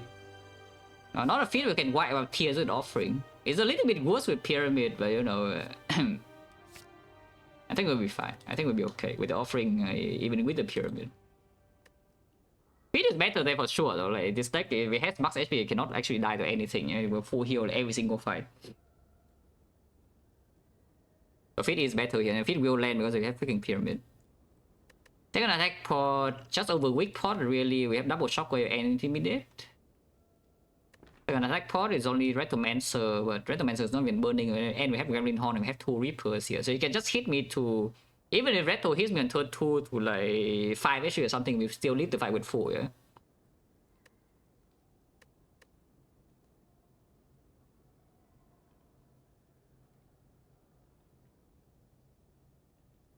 Yeah, patching on... I don't really know how easy it is to patch the games on console. So if it releases early access on console, it could be potentially quite troublesome. Otherwise, weak pause forward, it strips artifacts so you can shockwave faster against speed and shield or whatever. I mean, honestly, that's a pretty good reason.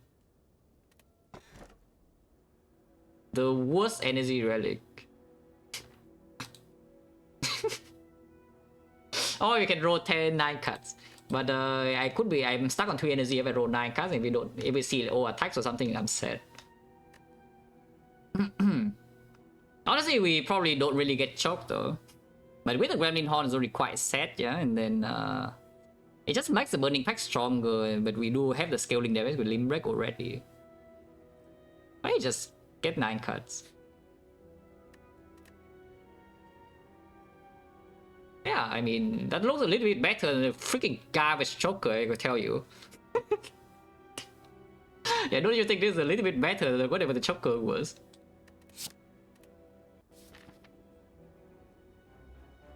It's okay, it looks quite nice. So we have 3 Reapers now for some reason. Maybe don't need 3, honestly, removing on Reaper is even good. 3 Burning Packs also for some reason. Bloodletting is great, Bloodletting is amazing and second win is amazing. Do I even have cards for second win away anymore? Honestly, not really. So it's just the power through and then we have a bunch of attacks, but it's fine. People only give me 1 extra attack though. So all of these are not real cards, which is great. So where are we going? Honestly, we just remove cards now and then win, yeah? So let's go and remove some cards. So I'm double shopping one, I think so. We skip the elite and start this side, yeah? So like fire here token, fire here token, and then go here remove, go here remove, go here recall. So we get 4 removes inside this act probably, and then 2 more removes next act. Infinite deck is actually infinite. This deck is infinite. The limitation but this deck is only enemy's HP, not our HP. Okay, to be fair, the enemy has like 1 million HP or something, then we probably are not infinite. I'm not even sure because the Liberate scales extremely fast, no? So maybe if the enemy has like 1 trillion HP or something, then maybe we're not full. I don't know. Like, how big is the number? How big does the number have to be for 3 Reapers to not kill? Because we can play so many limit breaks with the Bloodletting. And then we just Reaper back. If the enemy has a billion, like 1 trillion HP or something, you can play 1 Reaper, we are full. And you can do it all over again. And then play like 20 limit breaks or something. Yeah, really funny math problem, eh? Like how much HP does the enemy need to have for this deck to lose a fight? Assuming... I don't even know what the assumption would be though, because I have no idea. It's just weird. Yeah, whatever, it's just a waste of time, yeah. So what are we doing here? If I match and keep normalities and I'm sad, I kind of don't want to fight fights, so... I don't want to fight whole way, like... long. Takes a long time. Question marks are faster. Fast.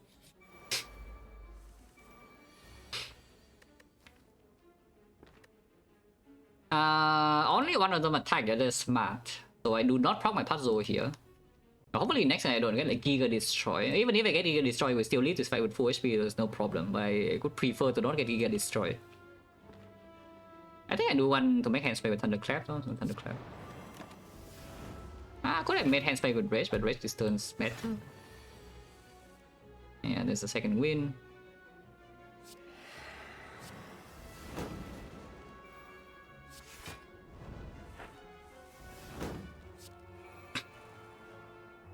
But sucks, right? Sucks.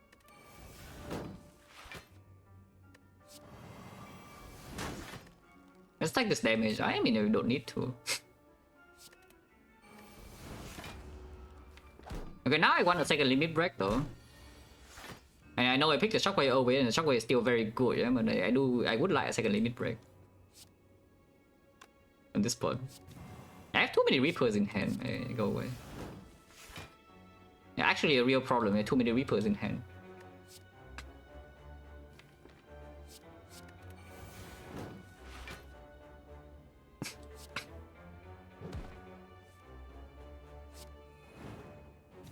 I mean, I'm just leaving this fight full HP anyway, nobody cares. Let's die. There's no side quest, yeah? No side relic either. This guy is 3 common attacks. Yeah, the Ironclad, you know, you want to create this, your card reward. 3 unavoided common attack. No, thank you. I mean, even if that is death branch, I'm fine, yeah? I'm okay with the death branch randomly being given to me there. Otherwise, just get a remove. Question mark, the faster is still true. Yeah, I mean, I don't see why not. It's the same speed. Ow!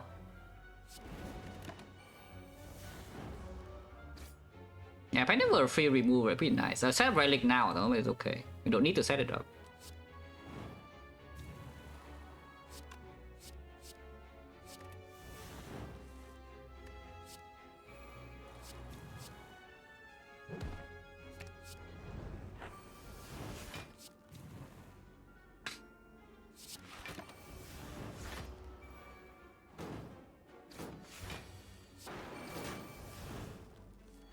Was that wise? It's probably okay.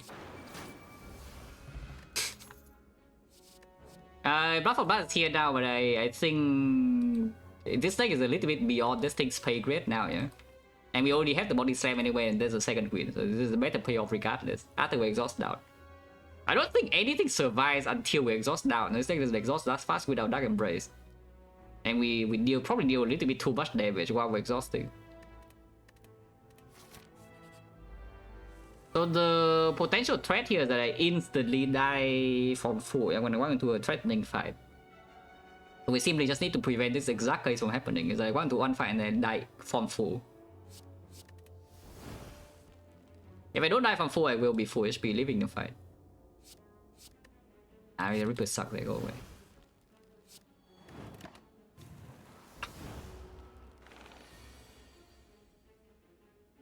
Like 25 or what? You could also not take 25. What about not taking 25?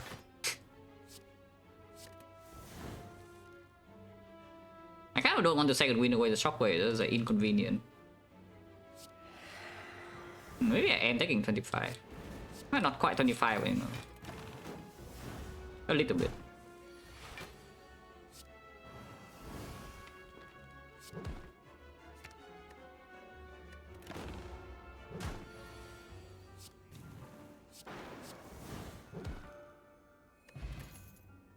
Holy screen and break is billion strength. Let's skip. And the strength upgrade is kind of nice, honestly, at this point. Yeah, we have enough strength sources now, yeah, I just hope.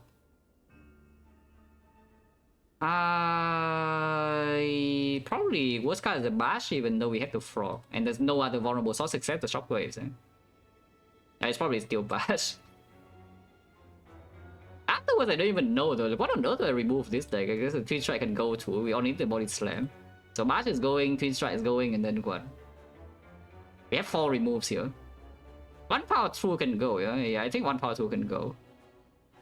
And what on earth do we remove for the force card? There's nothing else to remove. I guess Rage.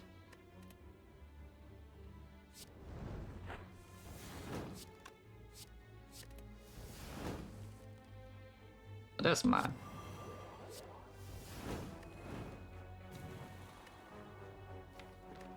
And headbutt the thing, I want to headbutt the other thing. I mean, you know the thing.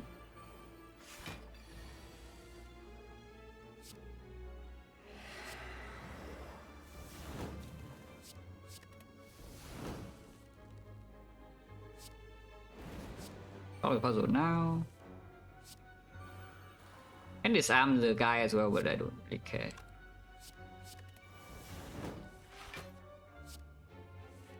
Okay, limit break is here. Get body slam on the spiker out with distance. No, why not?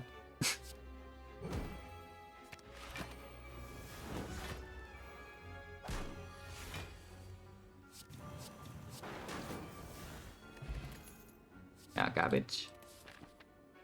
And yeah, we definitely want the fire pyre because it gives me fires to top. And going to this shop here doesn't even lead anywhere. Just go here. Bash probably goes first, right?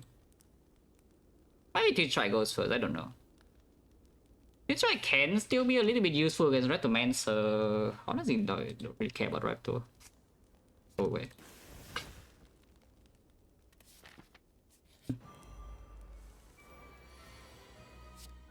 Keeping Helix here can be useful, I don't care.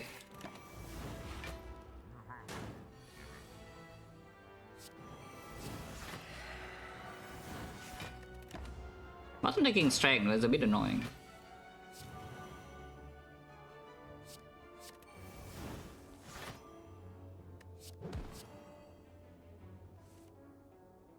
Yeah, the thing doesn't work, but we can.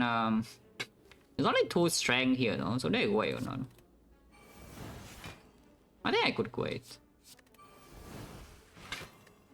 Oh, I can keep going. Don't need a second shockwave here, yeah? You can just burning packet away as well. Oh, come on. That's kind of rude. I can still just leave it break here, I guess. Sure. I mean, now it always attacks. Wow.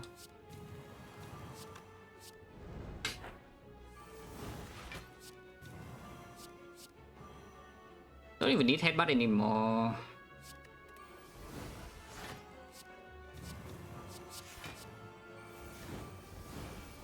Isn't that good?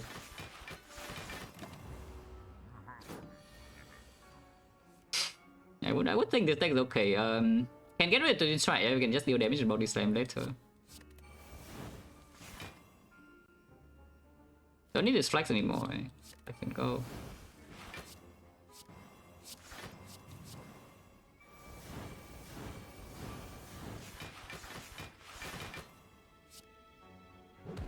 That's a lot of damage.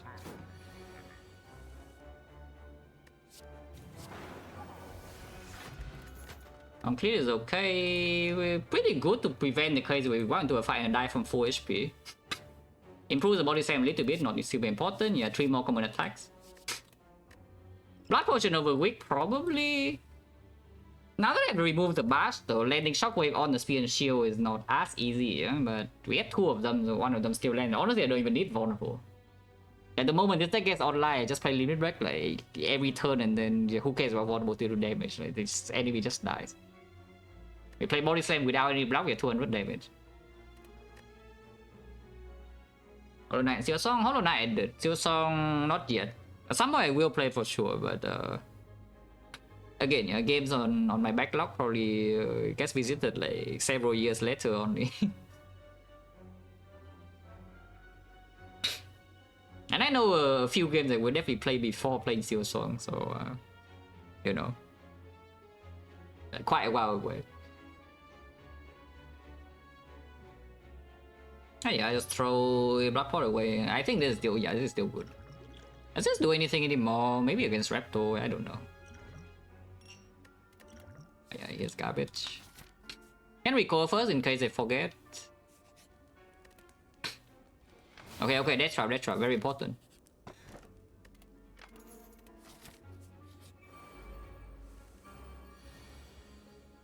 I claim the Reptomancer is no problem, yeah?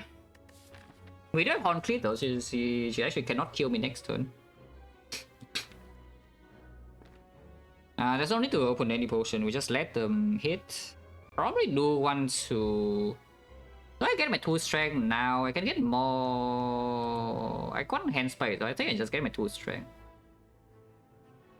So we just play like Rage, Flex Limit Break and end turn, and then let the thing... No, I can also not play the Rage. Keeping the Rage here is okay. It doesn't really block a lot next turn, and there's some Burning Pack in hand. I guess you can just play it before playing Burning Pack anyway, and sometimes you can second win. I just Flex Limit Break and end turn, yeah? You can play a Reaper here, which I probably should. I have 3 of them, just play on the direct hand space, I also deal damage. Yeah, puzzle. And now she goes in. That's scary, right? Very scary. Yeah, very, very scary. I am like terrified right now.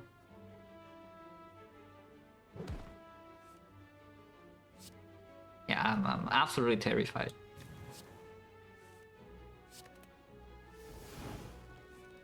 Oh, that was scary.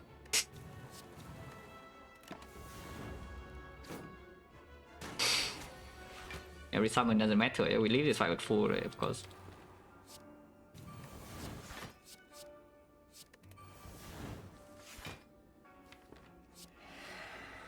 I'll play this to make kind space. Don't need the offering yet. It doesn't really matter though.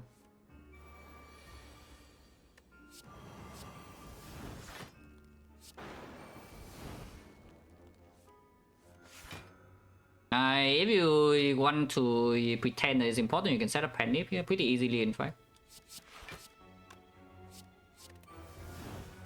I will pretend it's important and set up the Panic.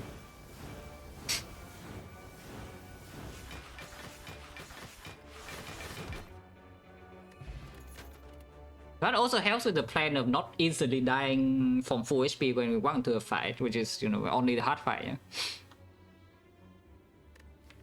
So with the Helix, this and Tori here, there's a decent chance we don't even take any damage in the first cycle of the hard. And then we probably win.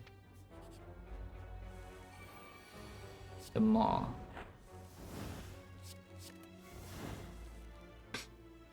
That is a beautiful burning pack. Have you ever seen this burning pack before? You burning pack plus and draw the 3 Reapers. Isn't that perfect? Also, we are killing one of them right now and they go away. I can proc the puzzle now, I guess.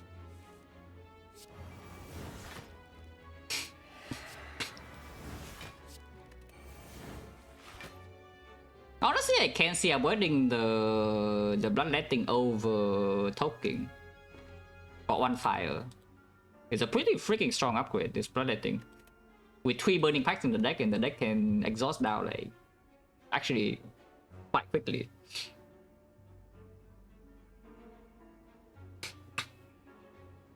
In style-wise, they got better.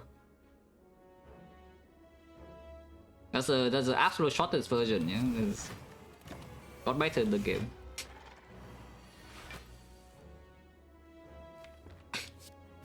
That's kind of rude though.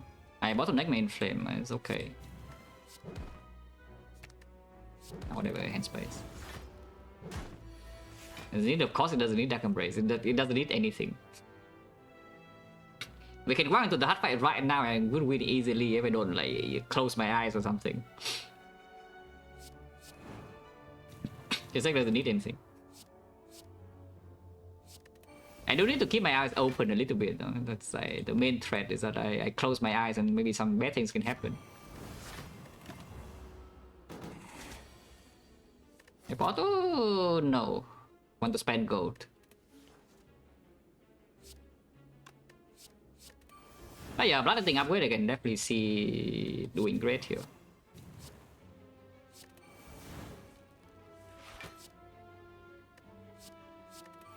Infinite.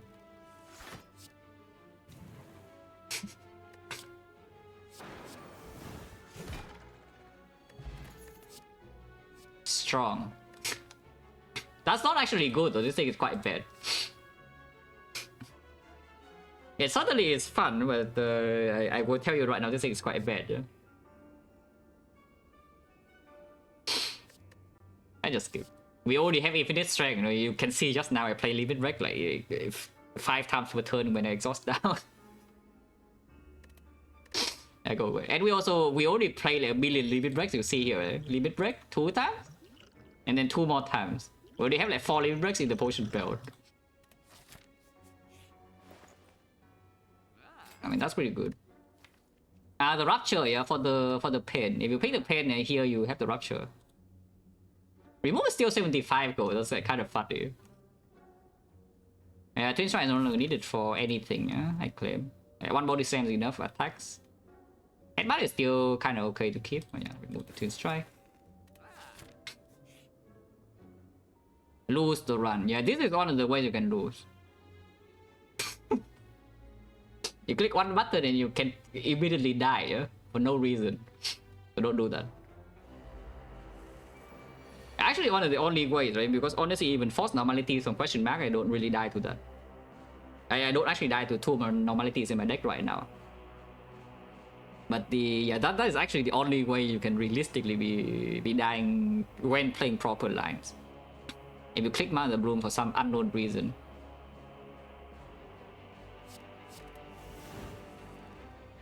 Otherwise, this one's actually just a little bit too strong. Where the hell is my pack? I guess I could have headbutted the pack. I got the headbutt limit break though. Doesn't really matter.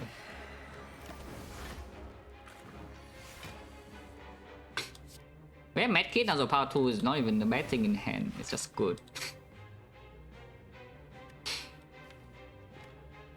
I still have one Reaper left, so I can burning pack this one too. Go.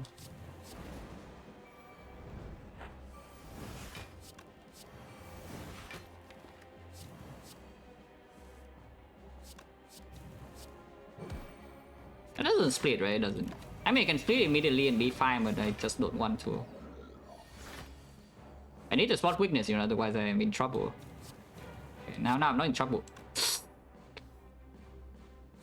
Nobody saw that, nobody saw that.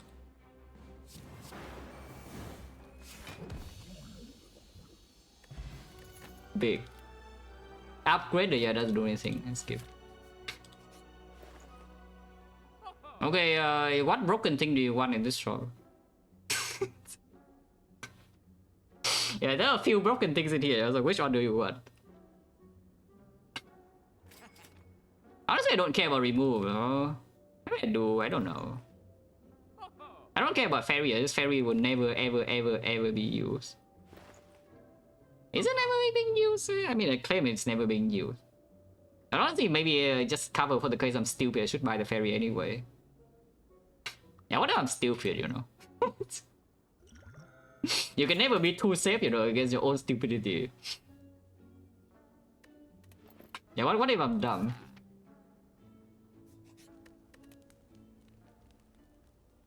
Yeah, you can never be too safe in this case. What's the worst card here now? What's the armor goes away? Honestly, every card goes away.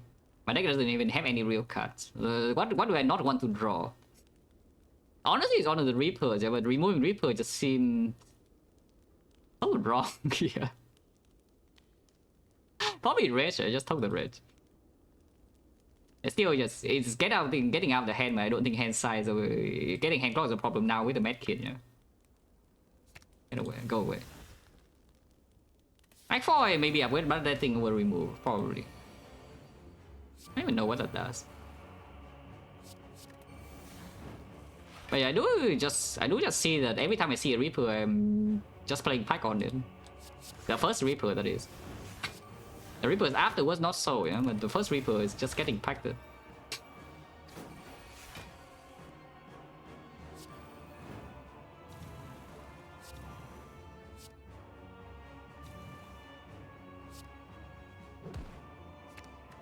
Yeah, hit me, I don't care.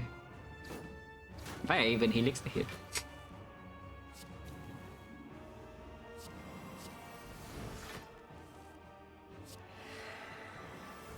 I had 2 more Reapers, I can play 1 here to kill all the counters.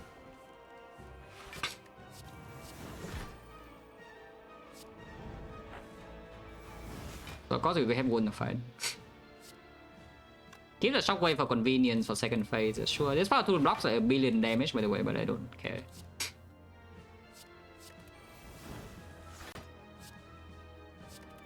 Infinite.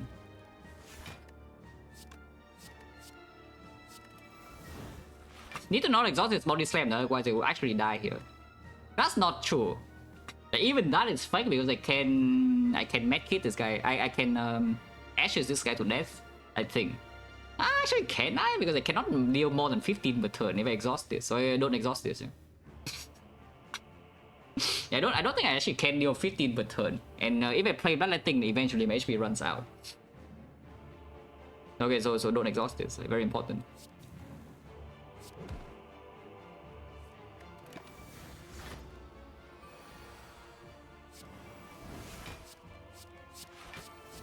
I don't even need the second win, you know. I do not need the second win.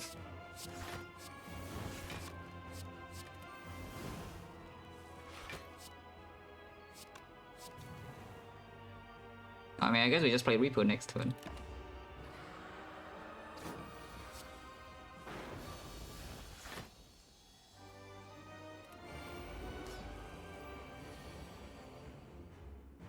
Yeah, and once again, what is happening here? I see a Reaper in my hand, and what happens? I play Burning Pack on it.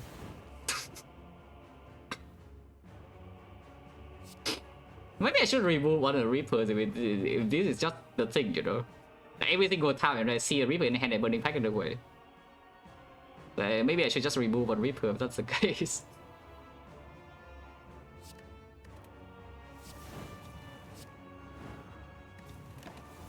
I should play the Flex. And it doesn't really matter. And nothing really matters in this fight. Is that true that nothing matters? We cannot stream artifact here that well, you know. Yeah, like that is a problem. Only when the prompts up is a lot. You can pretend that's a problem if you want. It is not though, you know, you can pretend that's a problem. This frog doesn't work. It works by the way, just so you know.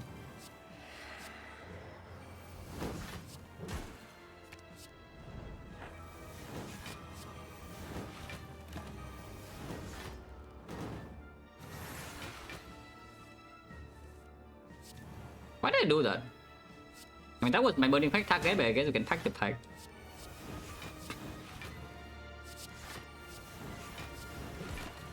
Wait, what? Oh, I did not expect that thing to deal that much damage, but apparently it does deal that much damage. It is okay, it's okay. One target is enough to hold full heal. Yeah, one target is enough to full heal, guys. No panic.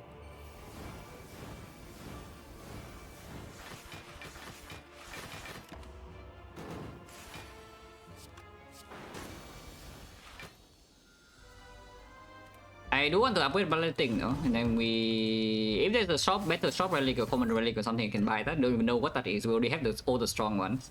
Like Medkit is here, Mega Prep is here, Puzzle is here. Like what on earth do I even want? From the common pool and the shop pool.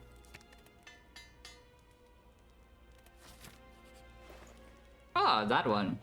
I mean, it doesn't actually do anything. I mean, it's funny. It doesn't really do anything, yeah, but at the same time, it is funny. Hey. More than 100, I cannot lose now.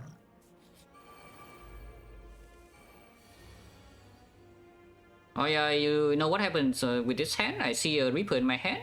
What do I do with the Reaper? Play Burning Pack on it.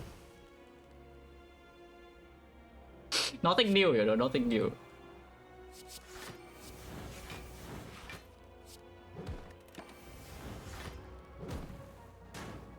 Ow! -1 strength, okay, that's unacceptable. Where are my Burning Packs? What the hell? That's just rude. Is my Bloodletting? Not here. Whatever, I don't care, yeah. This is fine. I even need a second win this turn to bluff this, you know.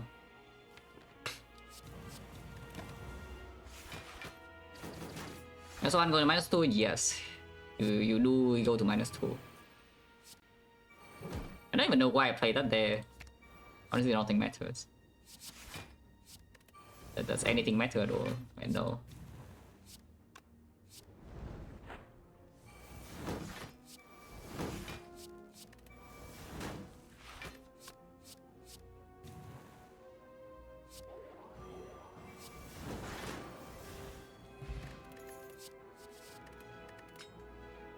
What's What's the best card to bottle? I don't know. If you want to take 0 damage on turn 1, on turn 2, then you can bottle Disarm. Like first cycle, you always get Disarm Helix, yeah? I mean, why not, right? Otherwise, you can just bottle Offering.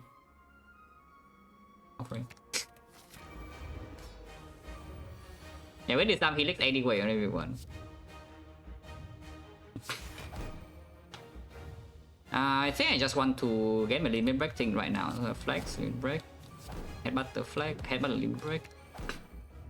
Do nothing. We don't need to give a limit break yet. I can wait a little bit. I mean, I will do it though. We can wait a little bit.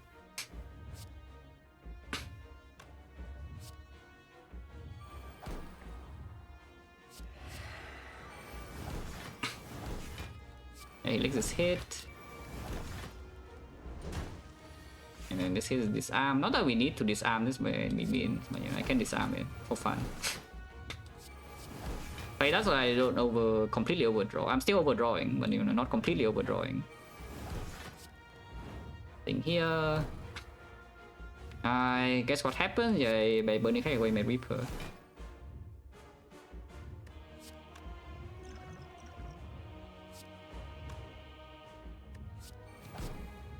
I don't have the void in here anymore. Yeah. Where's my thing? Okay, here's my thing.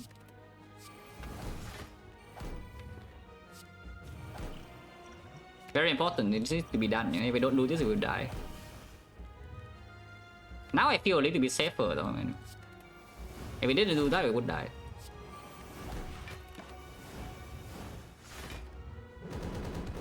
Okay, very important. Another death trap, yeah. If I exhaust my body slam now, I mean I still headbutt, so I don't actually die. But I should not exhaust its body slam. I should not accidentally exhaust the body slam.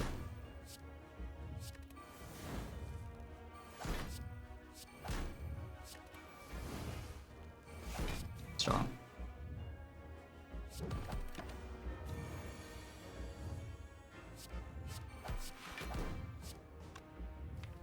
Right, that's all my packs though. Okay, let's keep on pack. Very important, you get more strength.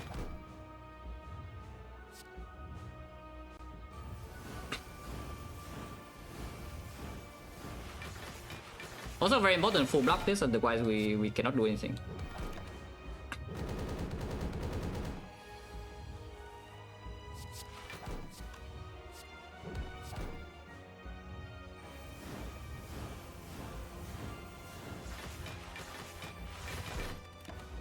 And yes, I intentionally exhaust Limerick before going to 9 and 9. Just to piss you off.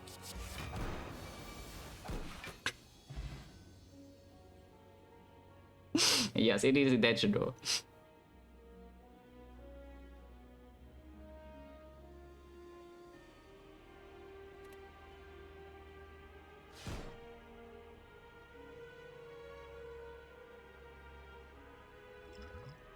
Yeah, Act 1 was bit scary, but honestly, it's not that scary.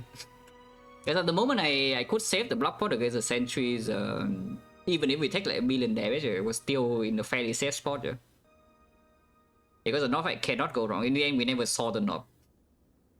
But the North fight cannot go wrong as long as I have like 29 HP more. It's like 30 HP or something with block pot. The North can never kill me, and Lagavulin of course doesn't kill me. So maybe you can say the run was like scary for one floor. Exactly the floor of the Sentry's fight, and then after we win that floor, everything else was good. Nothing ever went wrong after that floor. We do it? No, it's exactly one floor. Those are the Sentries, because we rolled the worst fight into drawing terrible. But even there, even when that happened, I still don't die. In fact, we are completely safe for the next fight as well, as long as the block pot was preserved, and it was preserved.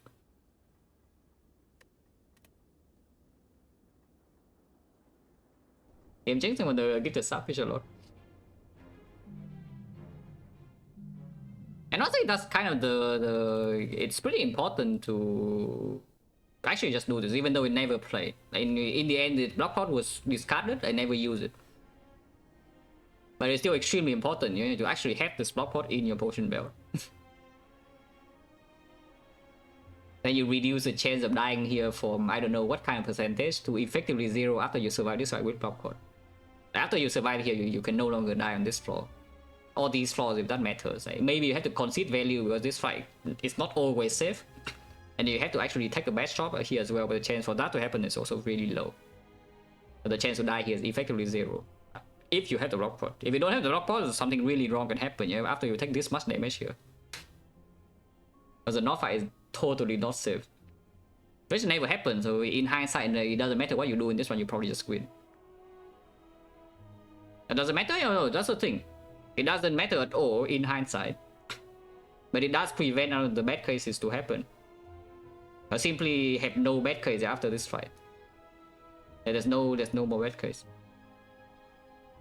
But if you don't have block pot, suddenly there's a 50% chance that this fight goes wrong somehow. It's not quite 50 because it needs to be bad draw in the North fight as well. But the chance of the run getting on goes from 0% to, I don't know, maybe like 15, maybe 20. And if you just keep taking this 10%, 15%, 20%, eventually you lose. In fact, you lose quite often, you keep taking these chances. But I can never die. So chatting with the Prime Star in 18 months special lot.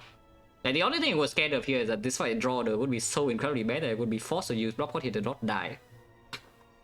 It was maybe 1 or 2 low rolls away from happening, and the draw could have been so incredibly bad that I was forced to use block pot. In the end, it didn't happen. But we only draw like, insanely terrible in the first 2 cycles, so I should not really play around that kind of thing. That you draw 3 deck cycles in a row completely garbage into the worst elite. That these are the kind of things you don't play around, at least not on this character. Maybe on Guacho you can play around that, but not on Ironclad, not yet. He was a bad cast? No, which is why I clicked it. If I think the run would have been in trouble, if the P-Box gives me like 9 attacks or something, I would not be clicking this here. I would just click the Choker, because Choker is winning like pretty easily. But even if it gives me 9 attacks, I think we'll be just fine. Actually, it will be a little bit more annoying instead of like total storm like this, but we'll be fine. Because my tools are still the same, I will still live all of these fights with full HP. They would be a little bit more difficult, but I will live every single fight with full HP. And I want to act forward 4 potions. And still a pyramid. And I will also live this fight with full HP. So then we have like a bunch of potions for the heart with full HP and a billion damage. It will be fine. Yeah, let's get out of here.